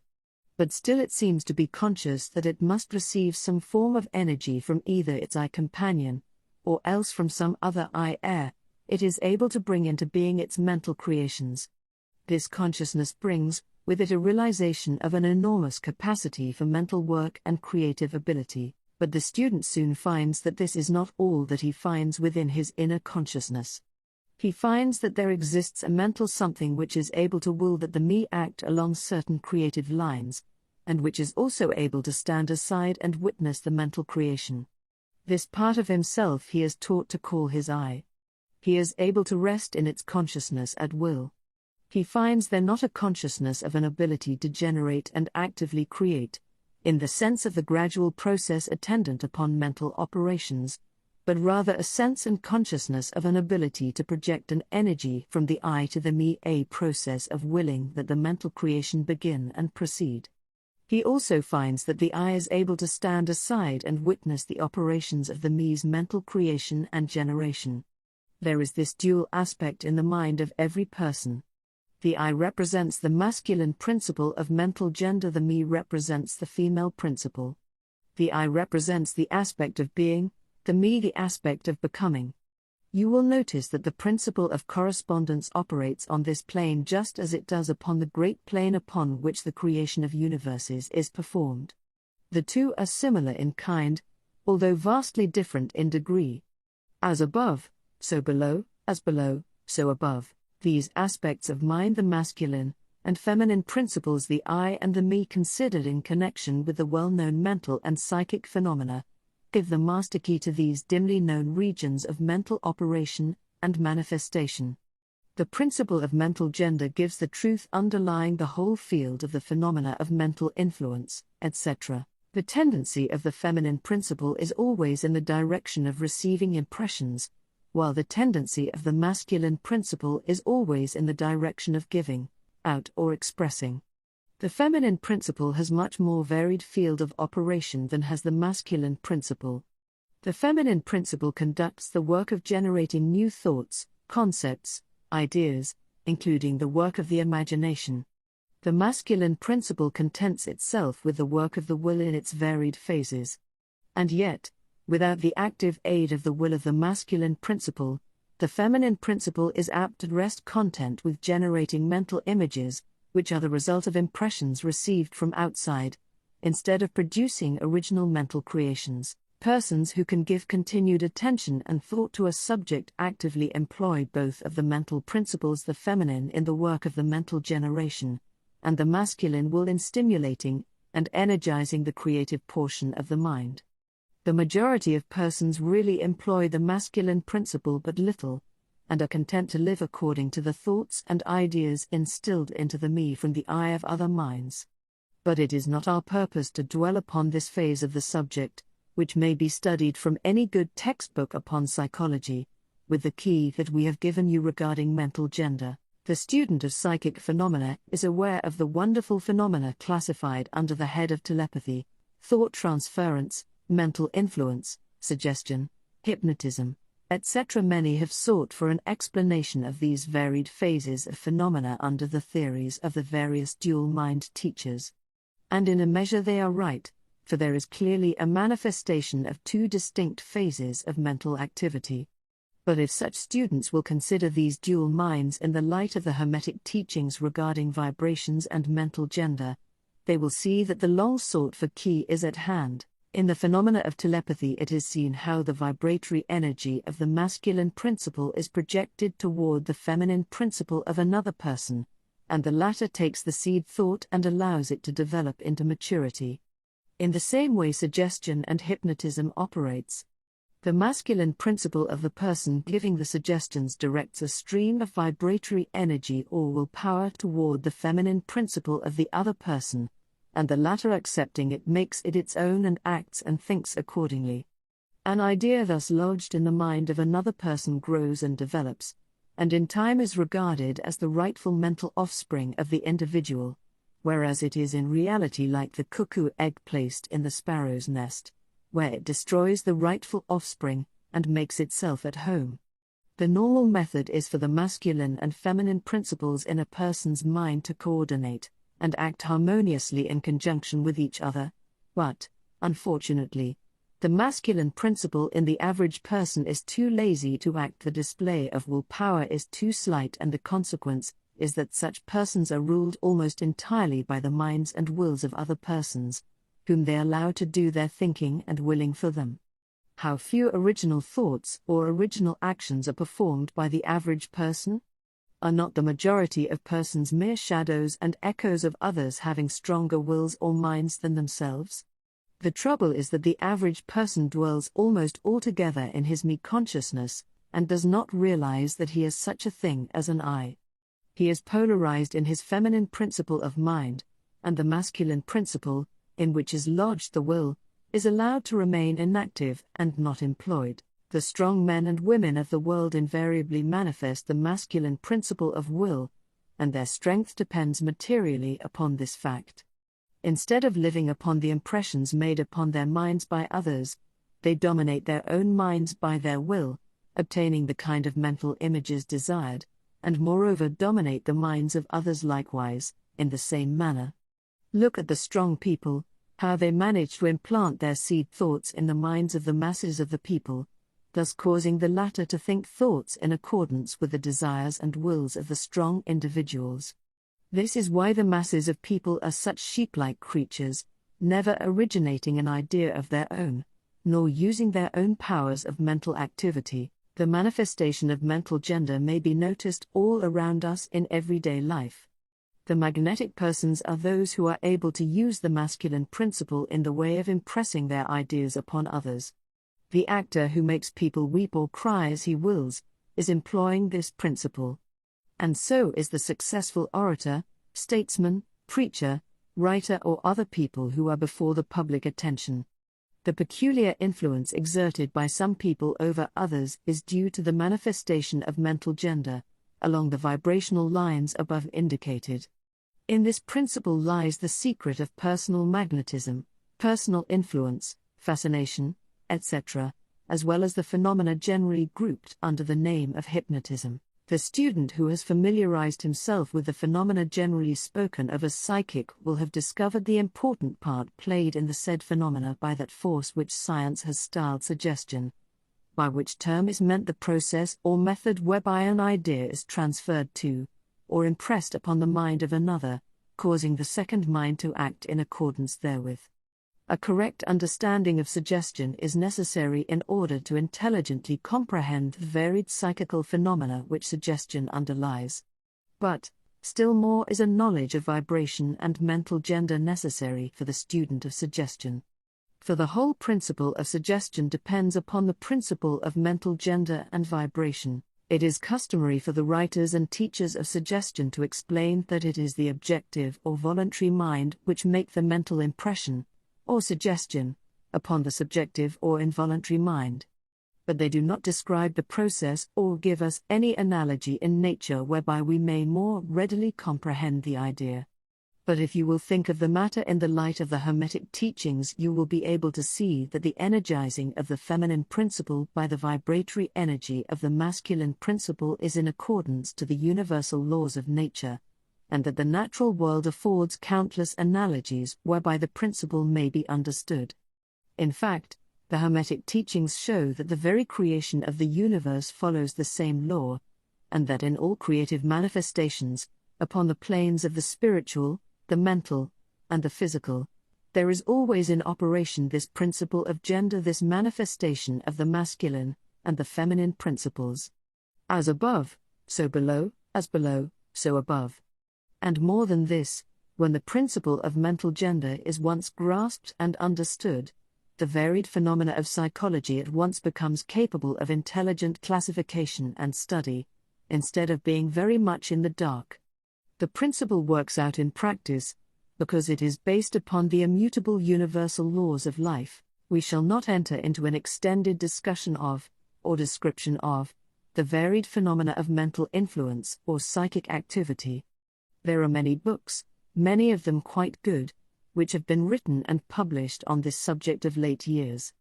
The main facts stated in these various books are correct, although the several writers have attempted to explain the phenomena by various pet theories of their own. The student may acquaint himself with these matters, and by using the theory of mental gender, he will be able to bring order out of the chaos of conflicting theory and teachings, and may, moreover, readily make himself a master of the subject if he be so inclined. The purpose of this work is not to give an extended account of psychic phenomena, but rather to give to the student a master key whereby he may unlock the many doors leading into the parts of the temple of knowledge, which he may wish to explore. We feel that in this consideration of the teachings of the Kybalion, one may find an explanation which will serve to clear away many perplexing difficulties, a key that will unlock many doors. What is the use of going into detail regarding all of the many features of psychic phenomena and mental science, provided we place in the hands of the student the means whereby he may acquaint himself fully regarding any phase of the subject which may interest him? With the aid of the Kybalion, one may go through any occult library anew, the old light from Egypt illuminating many dark pages and obscure subjects. That is the purpose of this book. We do not come expounding a new philosophy, but rather furnishing the outlines of a great world-old teaching, which will make clear the teachings of others, which will serve as a great reconciler of differing theories and opposing doctrines. Chapter 15, Hermetic Axioms. The possession of knowledge, unless accompanied by a manifestation and expression in action, is like the hoarding of precious metals, a vain and foolish thing. Knowledge, like wealth, is intended for use. The law of use is universal, and he who violates it suffers by reason of his conflict with natural forces. The Kybalion, the Hermetic teachings, while always having been kept securely locked up in the minds of the fortunate possessors thereof, for reasons which we have already stated, were never intended to be merely stored away and secreted. The law of use is dwelt upon in the teachings, as you may see by reference to the above quotation from the Kybalion, which states it forcibly. Knowledge without use and expression is a vain thing, bringing no good to its possessor, or to the race. Beware of mental miserliness, and express into action that which you have learned. Study the axioms and aphorisms, but practice them also. We give below some of the more important Hermetic axioms, from the Kybalion, with a few comments added to each. Make these your own, and practice and use them, for they are not really your own until you have used them. To change your mood or mental state, change your vibration. The Kybalion. One may change his mental vibrations by an effort of will, in the direction of deliberately fixing the attention upon a more desirable state. Will directs the attention, and attention changes the vibration. Cultivate the art of attention, by means of the will, and you have solved the secret of the mastery of moods and mental states. To destroy an undesirable rate of mental vibration, put into operation the principle of polarity and concentrate upon the opposite pole to that which you desire to suppress. Kill out the undesirable by changing its polarity. The Kybalion. This is one of the most important of the Hermetic formulas. It is based upon true scientific principles. We have shown you that a mental state and its opposite were merely the two poles of one thing, and that by mental transmutation the polarity might be reversed. This principle is known to modern psychologists, who apply it to the breaking up of undesirable habits by bidding their students concentrate upon the opposite quality. If you are possessed of fear, do not waste time trying to kill out fear, but instead cultivate the quality of courage, and the fear will disappear. Some writers have expressed this idea most forcibly by using the illustration of the dark room. You do not have to shovel out or sweep out the darkness, but by merely opening the shutters and letting in the light, the darkness has disappeared. To kill out a negative quality, concentrate upon the positive pole of that same quality, and the vibrations will gradually change from negative to positive, until finally you will become polarized on the positive pole instead of the negative. The reverse is also true, as many have found out to their sorrow, when they have allowed themselves to vibrate too constantly on the negative pole of things. By changing your polarity, you may master your moods, change your mental states, remake your disposition, and build up character. Much of the mental mastery of the advanced Hermetics is due to this application of polarity, which is one of the important aspects of mental transmutation. Remember the Hermetic axiom, quoted previously, which says, mind, as well as metals and elements, may be transmuted from state to state, degree to degree, condition to condition, pole to pole, vibration to vibration. The Kybalion, the mastery of polarization, is the mastery of the fundamental principles of mental transmutation or mental alchemy, for unless one acquires the art of changing his own polarity, he will be unable to affect his environment. An understanding of this principle will enable one to change his own polarity, as well as that of others, if he will but devote the time, care, study and practice necessary to master the art. The principle is true, but the results obtained depend upon the persistent patience and practice of the student. Rhythm may be neutralized by an application of the art of polarization. The Kybalion, as we have explained in previous chapters, the Hermetists hold that the principle of rhythm manifests on the mental plane as well as on the physical plane, and that the bewildering succession of moods, feelings, emotions, and other mental states are due to the backward and forward swing of the mental pendulum, which carries us from one extreme of feeling to the other. The Hermetists also teach that the law of neutralization enables one, to a great extent, to overcome the operation of rhythm in consciousness. As we have explained, there is a higher plane of consciousness, as well as the ordinary lower plane, and the master by rising mentally to the higher plane causes the swing of the mental pendulum to manifest on the lower plane, and he, dwelling on his higher plane, escapes the consciousness of the swing backward. This is effected by polarizing on the higher self, and thus raising the mental vibrations of the ego above those of the ordinary plane of consciousness. It is akin to rising above a thing, and allowing it to pass beneath you. The advanced Hermetist polarizes himself at the positive pole of his being, the I am pole, rather than the pole of personality, and by refusing and denying the operation of rhythm, raises himself above its plane of consciousness, and standing firm in his statement of being, he allows the pendulum to swing back on the lower plane without changing his polarity. This is accomplished by all individuals who have attained any degree of self-mastery, whether they understand the law or not. Such persons simply refuse to allow themselves to be swung back by the pendulum of mood and emotion, and by steadfastly affirming the superiority they remain polarized on the positive pole. The master, of course, attains a far greater degree of proficiency, because he understands the law which he is overcoming by a higher law, and by the use of his will he attains a degree of poise and mental steadfastness almost impossible of belief on the part of those who allow themselves to be swung backward and forward by the mental pendulum of moods and feelings. Remember always, however, that you do not really destroy the principle of rhythm, for that is indestructible. You simply overcome one law by counterbalancing it with another, and thus maintain an equilibrium. The laws of balance and counterbalance are in operation on the mental as well as on the physical planes, and an understanding of these laws enables one to seem to overthrow laws, whereas he is merely exerting a counterbalance. Nothing escapes the principle of cause and effect, but there are many planes of causation, and one may use the laws of the higher to overcome the laws of the lower. The Kybalion, by an understanding of the practice of polarization, the Hermetists rise to a higher plane of causation, and thus counterbalance the laws of the lower planes of causation. By rising above the plane of ordinary causes, they become themselves, in a degree, causes instead of being merely caused.